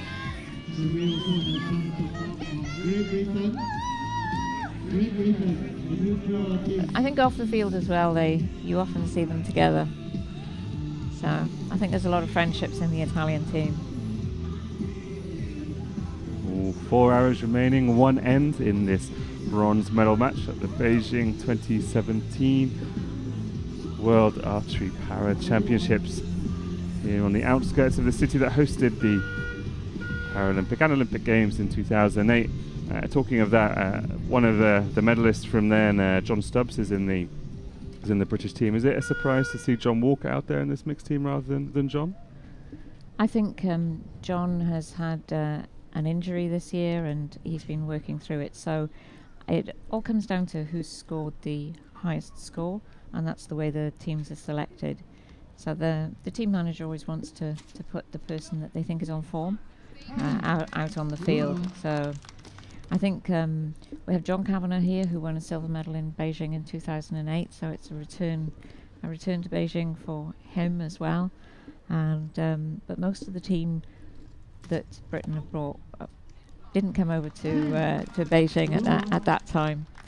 I think of the British team there was me and John Stubbs and John Kavanagh. I think are the only 3 who are here, and I'm not with Britain at the moment. I know the 2 Johns went to go and see their names, which are actually engraved on the outside of the Olympic Stadium here, which is incredible, really. Yes, they showed me the photographs. I think it's a really fantastic thing for the Chinese organising committee to have done. In fact, it was a really great games, really well organised for the athletes.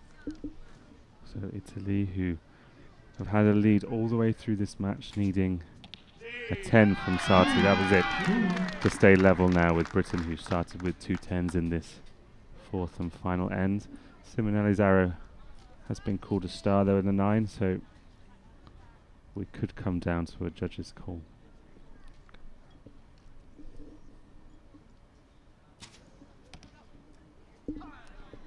I think that's a 10.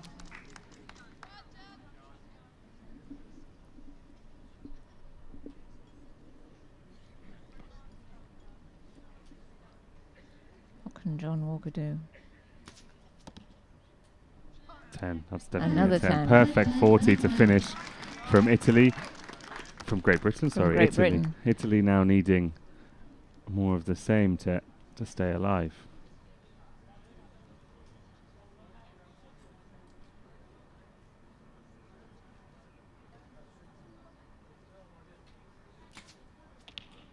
That's a 9.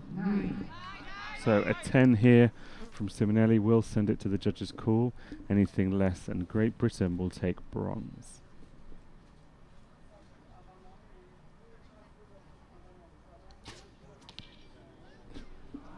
That's the 9. He's shot so many 10s in all this the tournament. way through. Yes, a shame to lose it by his last arrow not being as perfect as so many that he shot all the way through. There is a star on Italy's first arrow of this 4th end, but whether it's upgraded or not, Great Britain win this match by at least a point. Not the way they wanted it to end. I mean, Italy did start stronger in this final. And all the archers staying on the line just until the scores are absolutely confirmed, because the last thing that you want to do is leave the line and have somebody say, no, you need to get back off and do a shoot-off. Back on and do a shoot-off.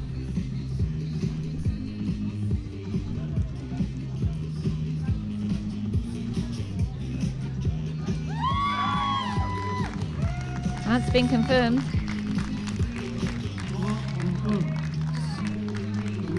So that arrow from Simonelli, the first one, has been upgraded to a 10, but Great Britain still win this match, 152 points to 151. They trailed throughout, but a perfect 4 arrows in the last end pushed them ahead and pushed them to a bronze medal in the Compound Open Mixed Team event here at the Beijing 2017 World Archery Para Championships. And a great achievement for Phoebe Pine in her debut Worlds, 19 years of age and a bronze medal. Yes, absolutely fantastic. And I think I saw a little tear there. I think she was that happy.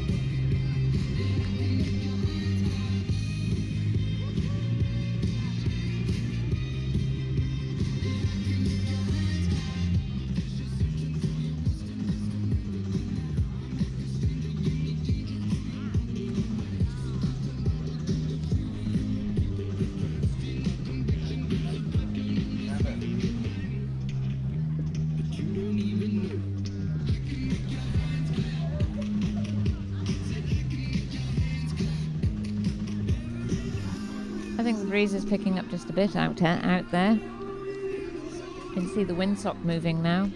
It's been very still this morning, but it's gradually just moving a little bit now.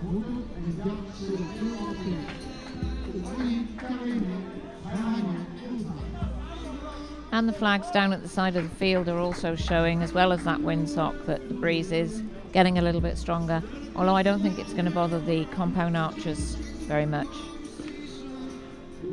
So we've seen all 4 of the archers we're about to take to field in this Compound Open Mixed Team gold medal match before today. Somaya Abbaspour and Elisiana Mansherdeza for Iran, and Stepanida Artekinova and Ivan Koslov for Russia.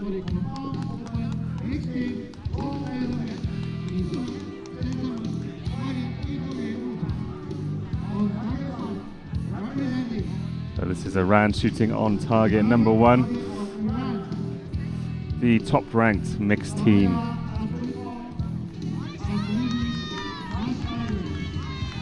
In the compound competition here in Beijing. Somaya was top-ranked in the individual as well, I know, and she got upset by her teammate. Yes, these things happen if you have a really strong team. I know a few years ago when I was competing, there were 3 British archers, and our scores were always really, really close, and we always seemed to come up against each other in the quarterfinals, semi-finals, or even the finals. It's good though to have such good competition within your own team. Raises the standard.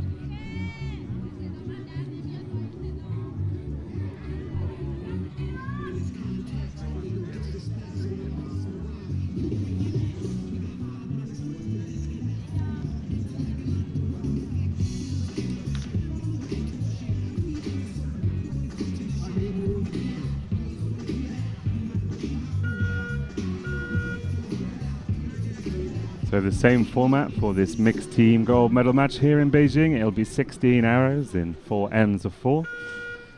Highest score wins. Yes, and we've already seen how quickly and easily that can turn around.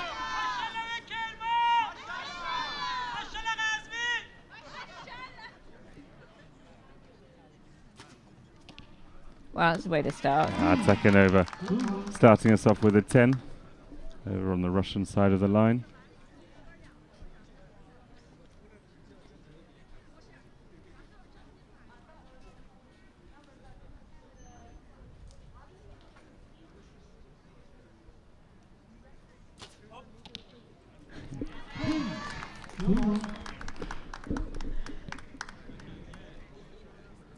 Two 10s from Russia.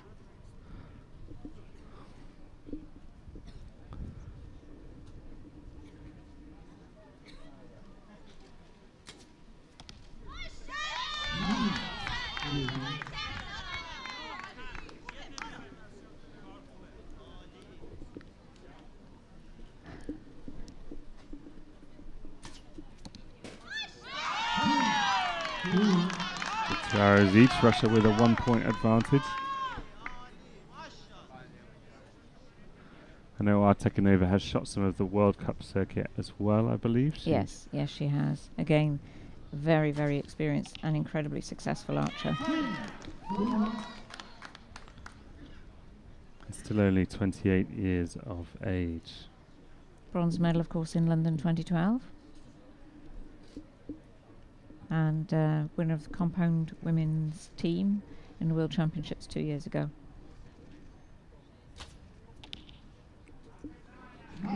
So 9 needed a 10 to start off perfect there.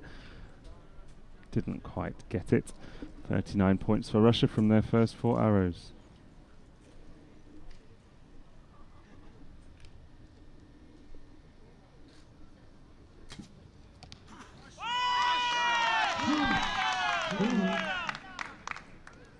Every arrow being cheered.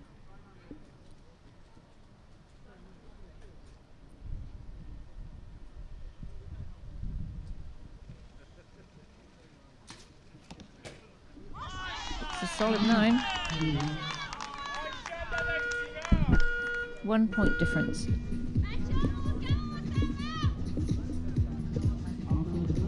And 1 point, as we've seen, means not too much after one end of competition here.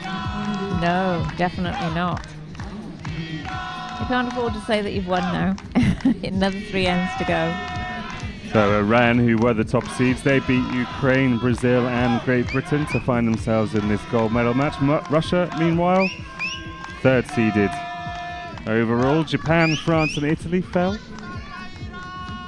before finding themselves here in the arena. I think there's been some hard-fought matches for both teams. I think the French match was particularly tight, but they got here and they're in the gold medal match. Soon be one of these teams soon be able to call themselves world champions. After this, of course, we've got 2 more world champions to crown, the individual winners of the compound men's and women categories. No bronze medal matches here. They were dealt with earlier in the week after the elimination, so just the finals to follow.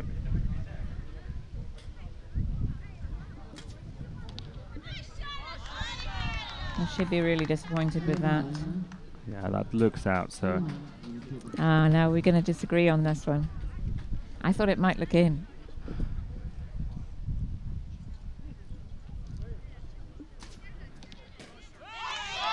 The 10.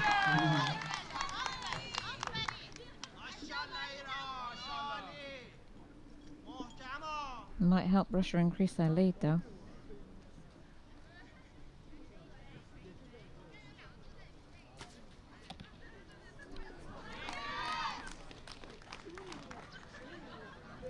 Potential 3 or 4 point lead here.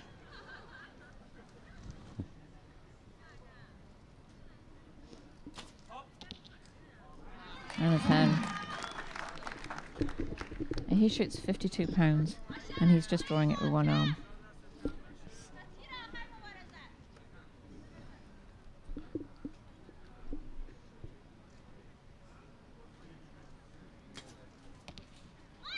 That's a 9. She's back in the yellow bit. Back in the gold.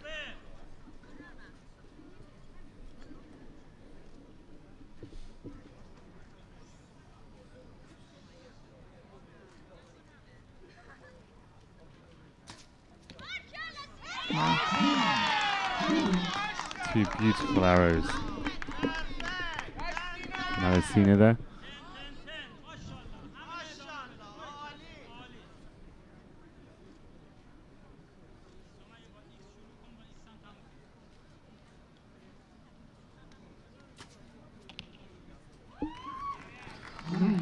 The last 2 arrows from Iran were in the X ring in the middle of the 10. That's a ring used to define world records when the score is perfect or tiebreakers in qualification. When you're aiming, are you aiming at the X or the 10? Do you know, somebody once said to me that all you should do is just aim at the yellow bit, and sooner or later you'll make a mistake and you'll get a 10. I think your brain then automatically lines up with the middle. So you don't aim at the ring, you aim right in the middle of the target. but you try and get everything inside the yellow bit. As I said, sooner or later you make a mistake, you get a 10. As we were talking there, Koslov, he shot an 8, negating any advantage game. Yes. Russia could take off that wayward first arrow from Iran's Somaya Abbaspour. And we'll leave that scoreline up for you, because we do have a star on that arrow, that 7 or 8 liner, but it's been confirmed as 7. Ah, you were right and I was wrong. I won't keep Maybe I was just being hopeful. So Russia maintain their 1-point advantage thanks to the judge confirming that first arrow of Iran's was out in the 7, and Iran will start us off in this third end of the Compound Open mixed team gold medal match here in Beijing.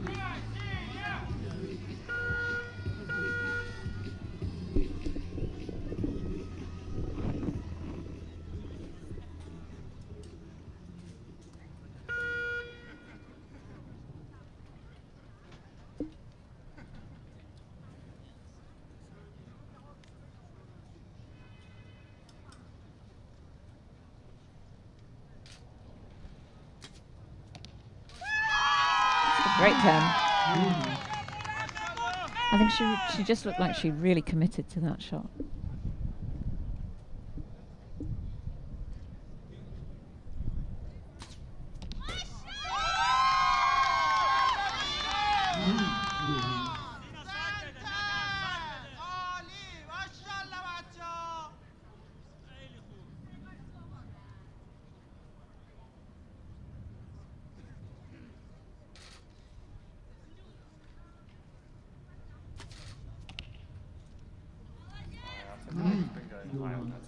Yeah, she has.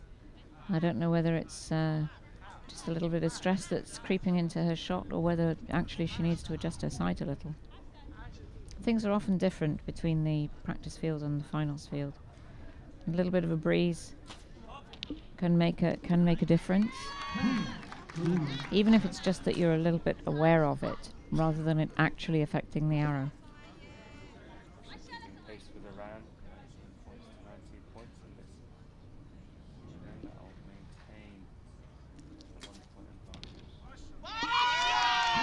Great shooting. This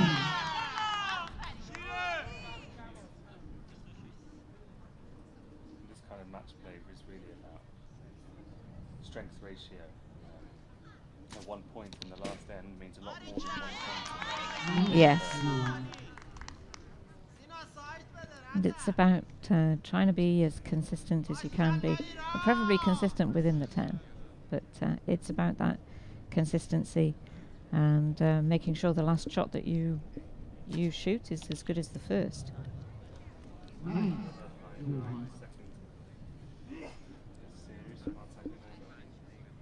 I think if that was me, I would adjust my sight just 1 click.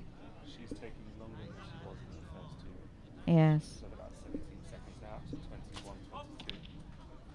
Yes, and I don't think that's really, it doesn't seem like her.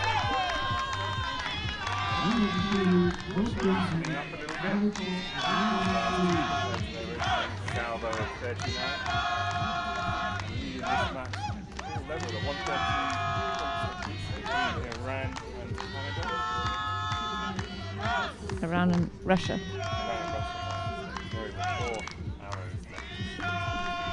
And the Russians coming off the line, just giving themselves a little bit of a break away from the shooting line, the pressure of the shooting line.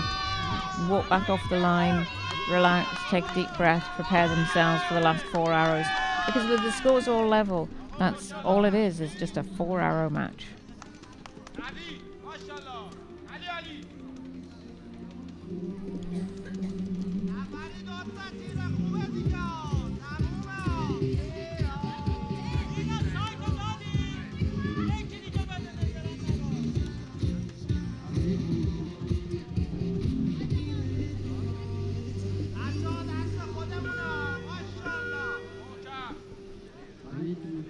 So we're back to how we were at the start of this gold medal final here in Beijing. Scores effectively at 0. And 4 arrows to decide the world champion title.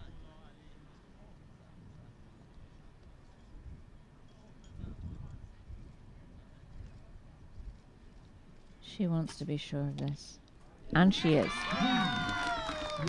Those 9s from the last end, they don't matter. That 10 matters.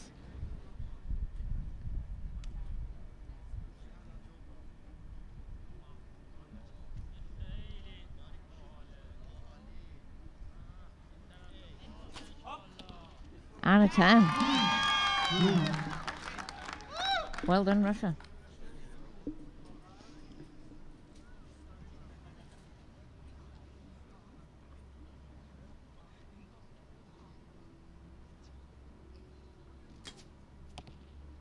It's just out.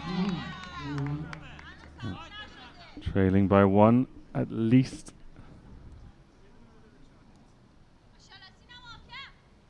Is Iran.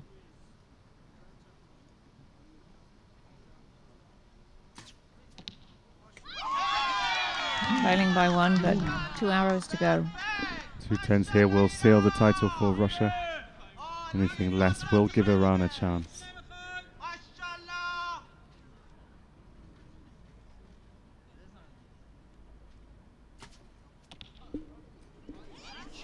That's a 9. That's caught the edge. Scores tied again, I believe. 10 here will guarantee at least a shoot off. That's a 9. So that's the door cracked a bit open. 2 10s from Iran. To win the match. 10 and a 9 to tie it.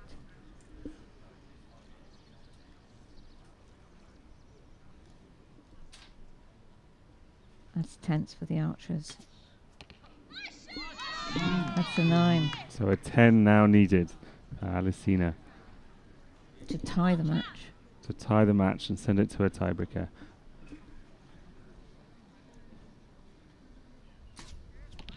And he gets it. That's it. Not the end.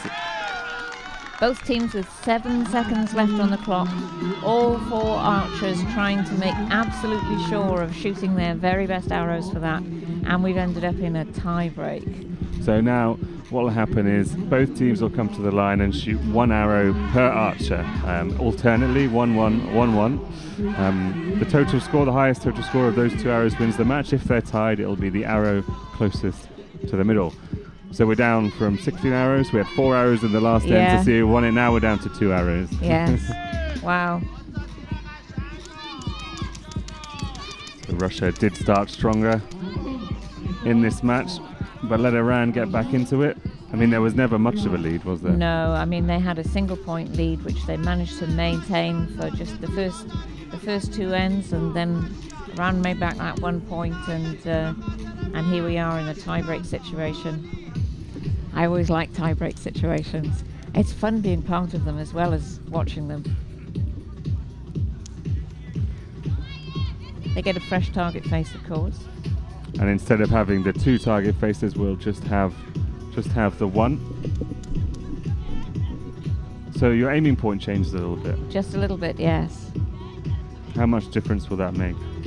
It'll make a small difference, and for the standing archers particularly, they may well choose to adjust their standing position on the line. It's a little bit more difficult if you're a wheelchair archer, but even some of the wheelchair archers will just move the angle of the chair just a tiny bit to try and accommodate. But they'll have practice for this.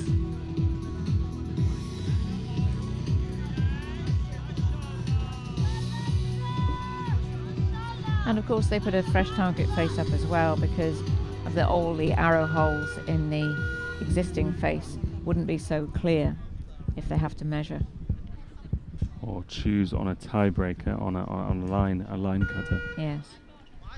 So Russia starting us off, just 40 seconds on the clock for their 2 arrows.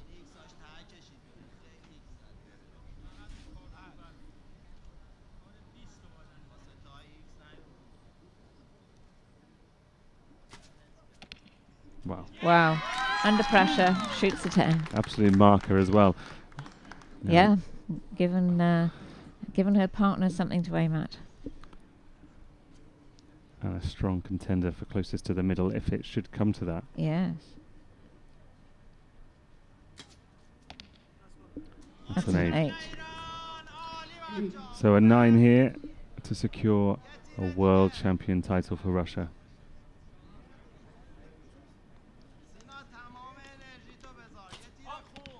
Oh, fantastic. Fantastic. Perfect. Awesome. Brilliant shot, and they know it. Yes. Let Iran shoot that final arrow, but there's nothing Nothing Iran can do. And he gets a 10 to end. Fantastic. Well deserved from the Russians. They really held it together in that tie break, which was fantastic. And they've shot brilliantly all the way through. So that's winners for Russia in a shoot-off, a tie break. They started strong in this gold medal match in the mixed team competition. Iran leveled things up at the final goalpost. The two teams shot 2 arrows to decide the title. Russia with 2 perfect 10s to come away with gold.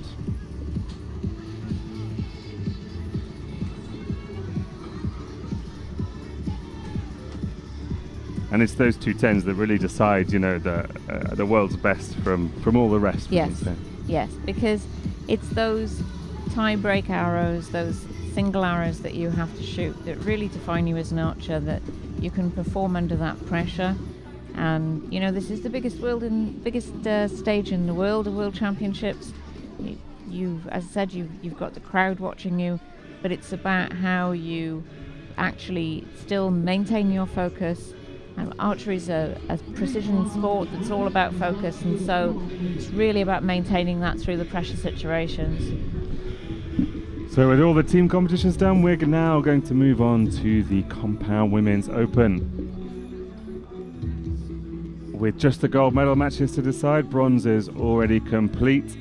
We'll see the path through the brackets of Zhao Zhaiman and Tatiana Andreevskaya from Russia. Zhao was the Rio 2016 Paralympic gold medalist. Ladies and gentlemen, please welcome the athletes to the field for the Compound Women's gold medal match. Ladies and gentlemen, 欢迎运动员入场。On line 1,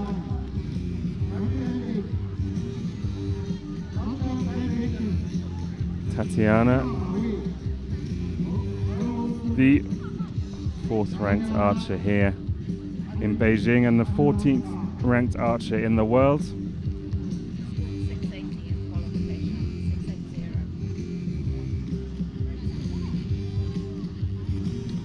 680. Her opponent, the reigning Paralympic champion Zhao Zhaiman, seeded 7th here in Beijing and ranked number 5 in the world.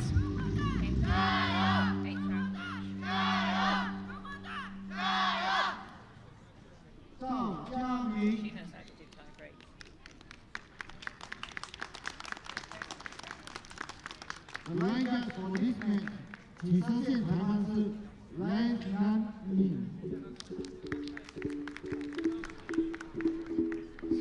So Zhao was telling us earlier. Zhao was telling us earlier that she's used the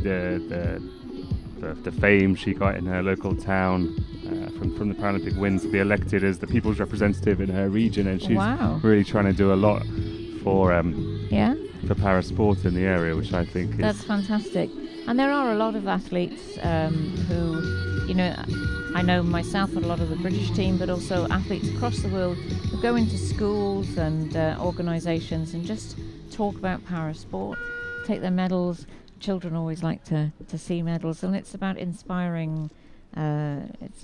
Inspiring our future athletes and our future archers.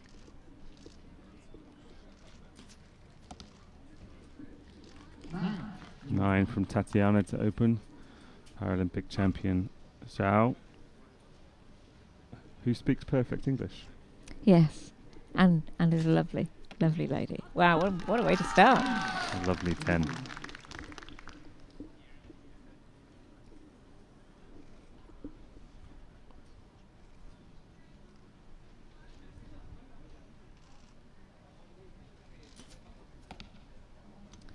She's just a little bit high in that target.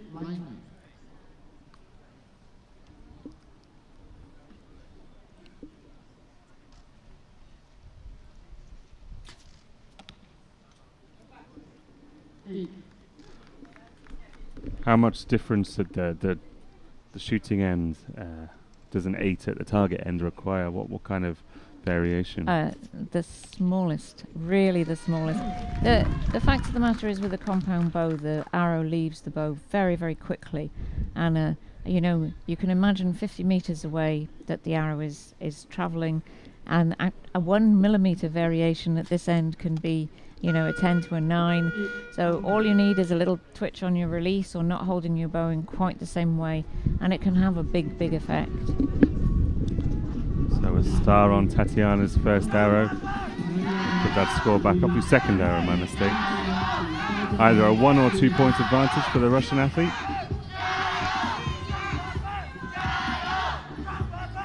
Who beat Zhao's teammate Lin Yoshan in the semi-finals. Lin went on to win bronze already in this tournament. China is guaranteed 2 athletes on the podium. No upgrade for Tatiana on that 8. It'll be a 1 point lead, 27 to 26.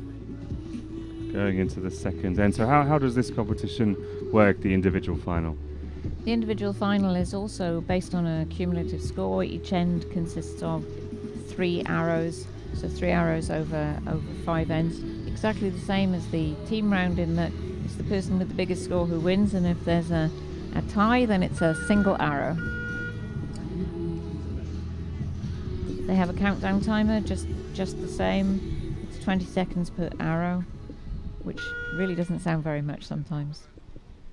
There's no time to reset, is there? No, none at all.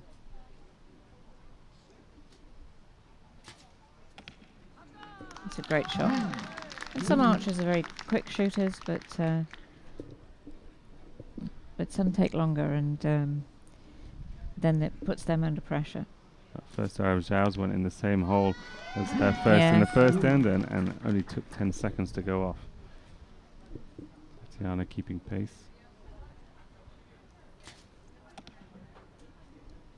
I think she has a really nice rhythm to her shot in terms of her timing.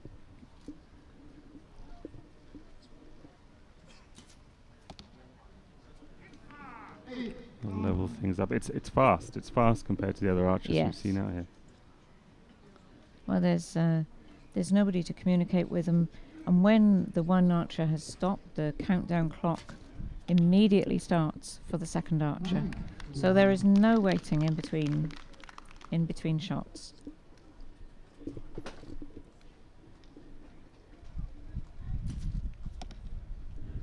Another 10. That 10 maintains a 1 point advantage for Tatiana on target number 1. 55 to 54. 9 arrows, 3 ends left to shoot in this gold final. Yeah, just get a little bit of a break at the moment, and depending on their relationship with the coach, sometimes the coach will come over and give them a lot of encouragement. Other times, archer likes to be concentrating, focusing on what they need to do, and they don't want to be distracted. This is just this short break while the arrows are returned to the archers.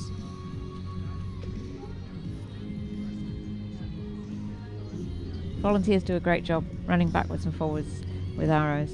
And they've been lovely here all week. Often in China and here in Beijing, they've been from university, giving up their week to come and help at this championships.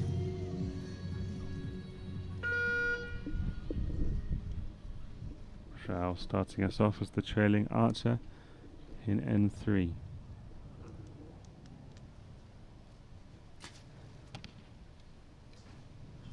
She's got a group up in that top right. That's something she's doing. Yes, although yesterday we saw, as I said, on that right-hand target, we saw a lot of people with a group on that top right. That was really interesting. Of course, it could all be coincidence.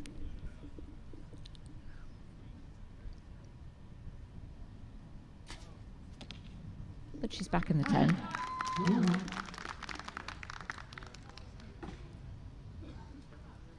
Tatiana too strapped into her chair. Wow, great 10. Different kind of strap. There's no regulation strap. Each is just designed to suit the individual archer.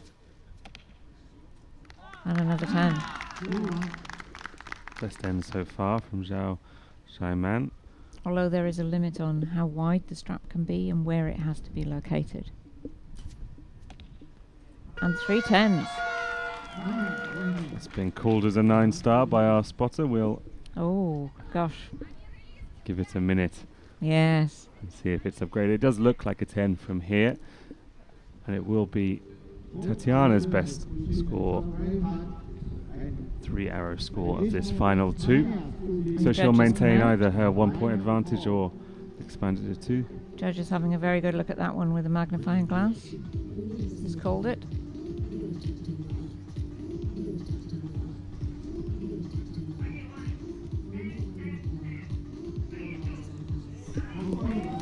We were right, it was a 10. Upgraded 3 perfect arrows. Our Russian athlete on target number 1. And a 2-point lead with 6 arrows left to shoot in this gold medal match.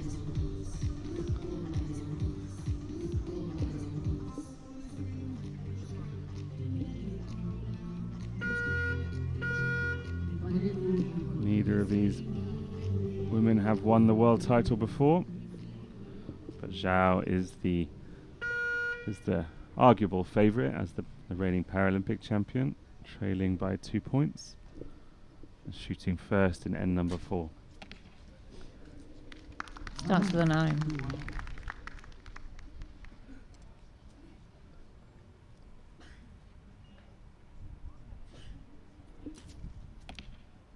Wow. She's been shooting well in this match.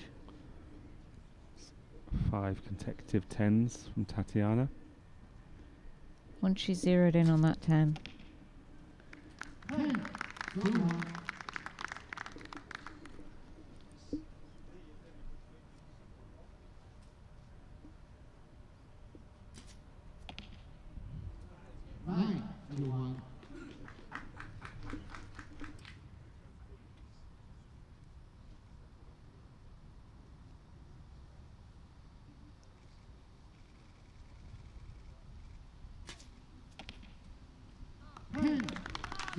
And to finish from Zhao, 29 points again, same as she scored last end. And the same way, starting with a 9. Tatiana. That will level things up here.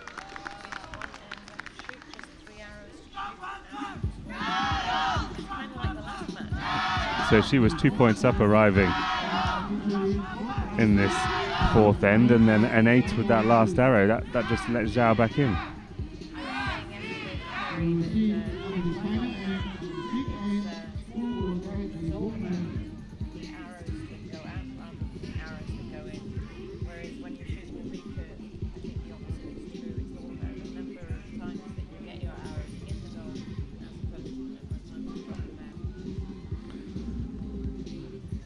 So Tatiana will shoot first now, as she's the one that started the match off. She chose to shoot first. She was the highest seeded archer here in Beijing. Shot 3 points more than Zhao over the qualification round. 72 arrows at 50 meters. Here, just 15 arrows at 50 meters, and we're down to the last 3 that will decide this world champion title in Beijing.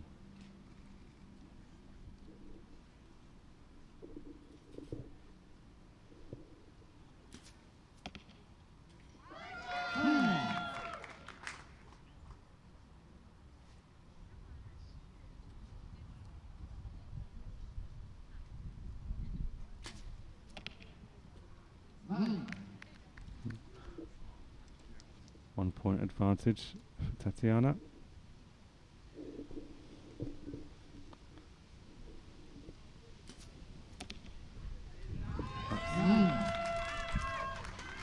Zhao can level it with a 10.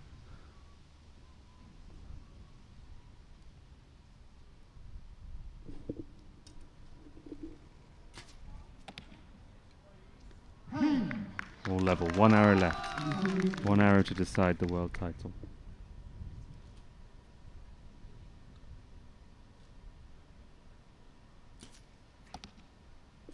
That's a 9. And that's not best Tatiana's best arrow of this match.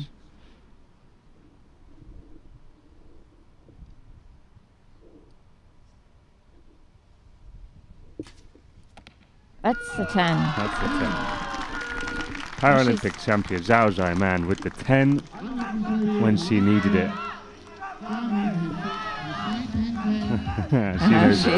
She suddenly found out. She suddenly realised. She's double checking though with her coach.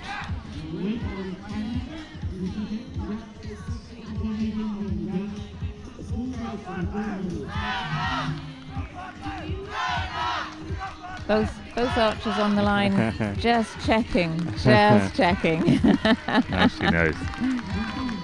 So it was a 15 arrow match that came down to the last 3 arrows. They were all tied going into the final end. And they were all tied going into the final arrow. Tatiana put in a wide 9. Zhao Zhaiman, the Paralympic champion, puts in a good 10 and wins her first world title here in Beijing on home soil. That's fantastic, isn't it? Really fantastic. And yet again, it just goes to show that it's not over until the last arrow. Yes.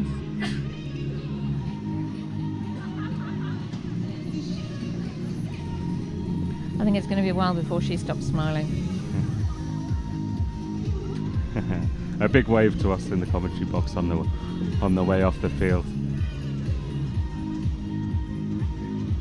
Disappointing for Tatiana.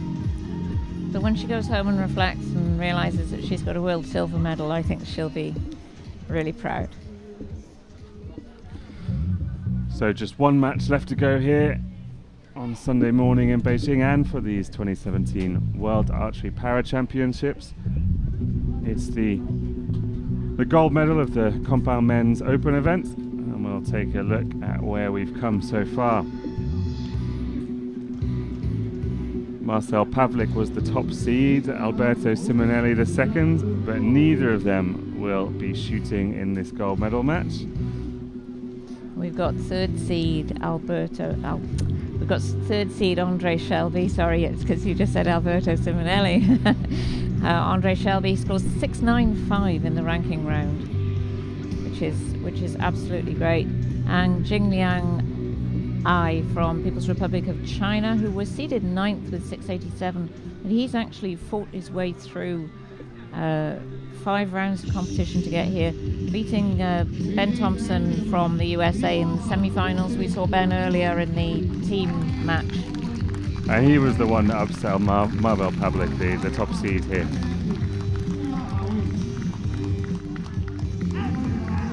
And he's been shooting really strongly. But I wouldn't rule out Shelby, the Paralympic gold medalist from Rio 2016. Yeah, the second match in a row will have the Paralympic champion shooting in this final. It's finals arena, and the second time in a row they'll be shooting on target number 2.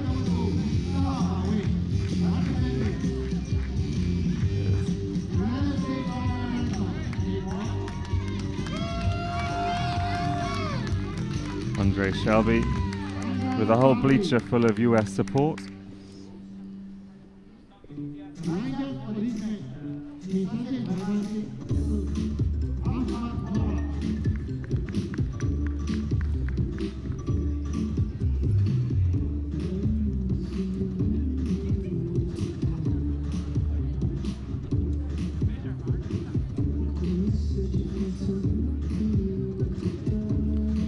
These 2 archers appeared on the international circuit at about the same time, 2015. Shelby went to his first World Archery Para Championships in Donaueschingen.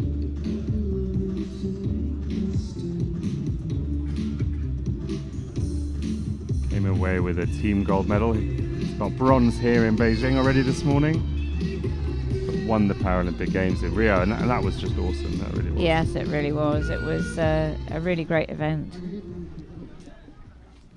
Some sellout crowds there as well, which was fantastic. Shelby starting us off here on target number 2.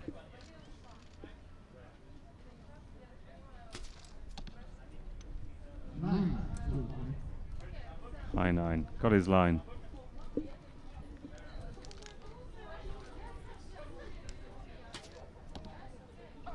Wow.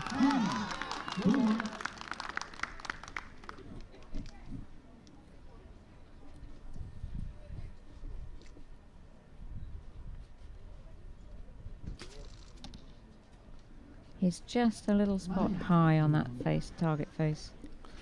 But useful that both arrows went in the same place. Yes. Wow. There's a start. Yeah, not useful that he's 2 points down. No. But as we've seen, the lead can change. He's found it. Couple of clicks on the sight in between the second and third arrows. And 3 10s for I. Last one a 9 from Ai Jinliang. Oh, see, it must have been the shadow that caught me out on that one. And a 1 point lead for the Chinese athlete. We've just seen a Chinese archer win the women's event. Zhao Jiaman. She was the Paralympic champion, but the Paralympic champion in this match is not the Chinese archer. It's Andre Shelby on target number 2. We saw a US athlete take gold in the men's W1 event yesterday. Yes, we did. Jeff Fabry. Jeff has been competing on the US team for a long time, brings a lot of experience to the team. And great to see him winning gold medal, becoming world champion. Of course, he is gold medalist from London 2012, I believe, and also silver medalist in Beijing. Took a lot of bronze medals as well. I think he had one in Athens. Yes, I think he might well have done. That really is some experience. Jeff Fabry does a huge amount for the veterans in his country with an archery program for recovering servicemen. Archery without boundaries. Andre with a 9, not on the same line he had before, off to the left. Wow. He really looks on form.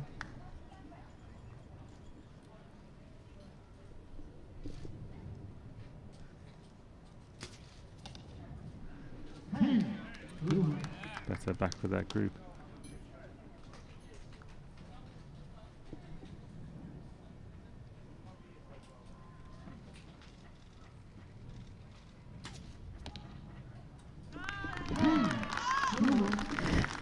That's a bold call from our spotter. I think that's a monkey. Wow, that was quick. 7-9, too quick. We're saying that most archers have shorter arms, but Andre Shelby's got really long arms. Yes, yeah.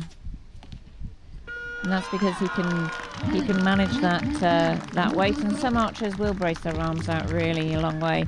And I know it varies anyway with all compound archers, regardless of their level. But I think it's probably a slightly higher proportion of those that have a little bit more compact style in the paras, and with the W1s even more so. It's more pronounced that you would notice it there. Whereas compound. Our spotter has decided to take the monkey off his back, and he's downgraded that 10 in the second arrow of Ai Jinliang's target to a 9 start. But a call from the judges come, and it is a 10, so he should have stuck with it. He should have done. So a perfect 30 from Chinese archer Ai Jinliang in the second end here of this compound men's final. 6 arrows, 59 scored. And 3 points up on Paralympic champion Andre Shelby.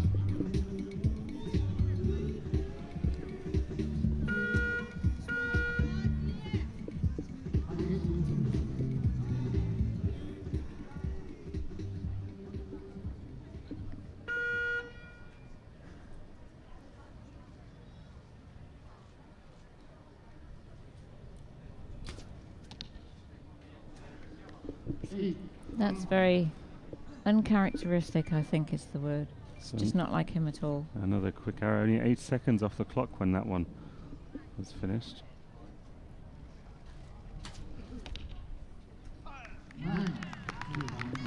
Not the 10s he was shooting last end, but it's still a point more than Andre. If he can keep pace or do better, he'll win the match.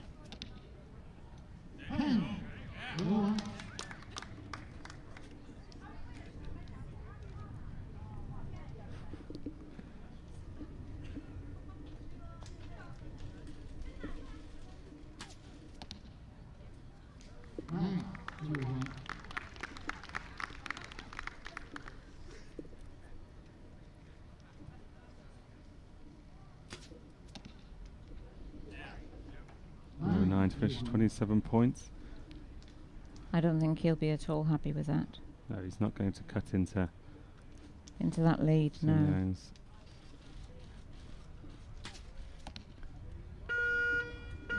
Much, only by 1. And a low 8 after after a pair of 9s, and that's 4 points lower than his last end.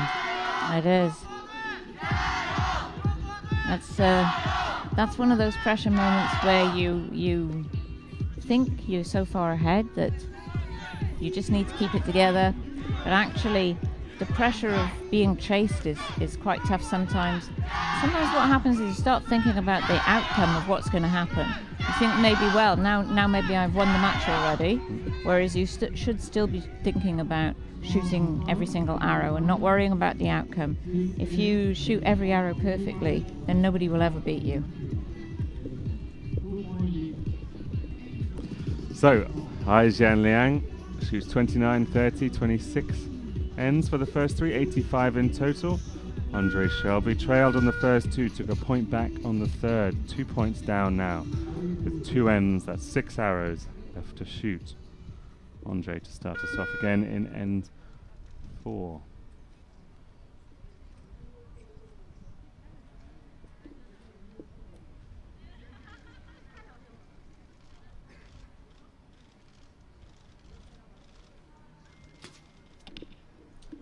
Great turn. We've seen the majority of archers shoot some kind of trigger release, but Andre's on a back tension. Yes. And there is a little bit of a mix between people, what they're comfortable with, and that's really no different from anybody else trying, shooting compound. I do think the back tension it can be hard work sometimes. If it's windy perhaps, or if the nerves get to you just a little bit. But on the other hand, you get the best surprise shot from shooting a back tension. So it's the choice you have to make.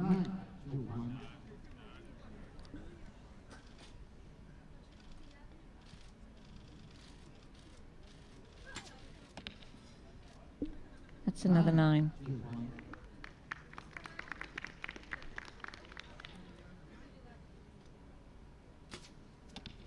Great shot. Down but not out of this final.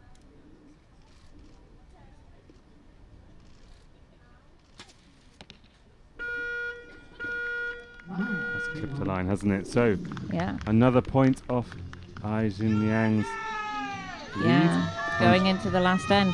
It's just one point in it going into the last end, and Andre's managed to make up 1 point each end of the last 2. So that should give him hope that he can still win this match. All he needs to do is focus on the best arrows he can shoot. So yeah, still all to play for. And he'll shoot first again in this one because he's still trailing. Is that an advantage or a disadvantage in this situation? You practice for both scenarios. So some people will say it's an advantage because if you put your first arrow in the turn, it puts pressure on your opponent. But other people will say they like to be the person who likes to shoot the last arrow. So it depends on personal circumstances. I don't think there is an advantage or disadvantage depending on who you are. Depends whether he likes to shoot first or second. See Ai Jianliang looking through his arrows to find the 3 he wants to use in this critical. His lucky 3 arrows, perhaps. All arrows are numbered. I'd imagine he'd be looking for number 8. That's the lucky number here in China.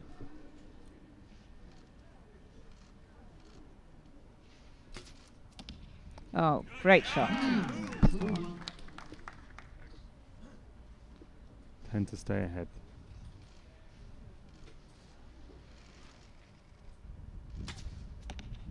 Scores are tied. 2 arrows left to shoot, as we've seen so many times today. A long match comes down to the final arrows. Oh, great turn. Andre's got his determined face on. What?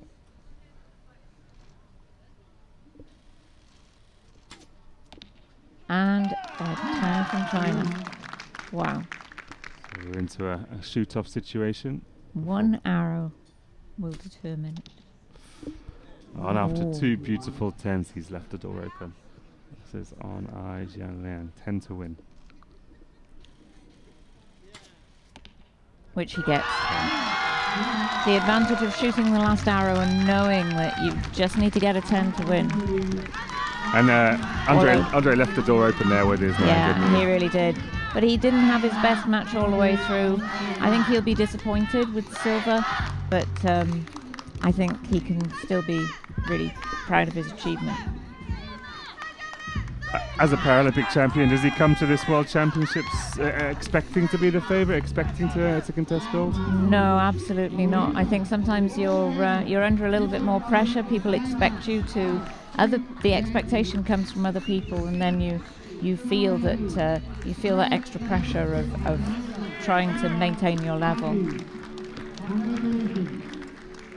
So Ai Jianliang, winner here over Paralympic champion Andre Shelby with a last arrow 10. And that's the end of our program here in Beijing today and for the week. Thank you very much for following with us. Thank you, Pippa. It's been my pleasure, and I've really enjoyed my time. Thank you. Right, so we'll see you in 2 years for the World Archery Para Championships.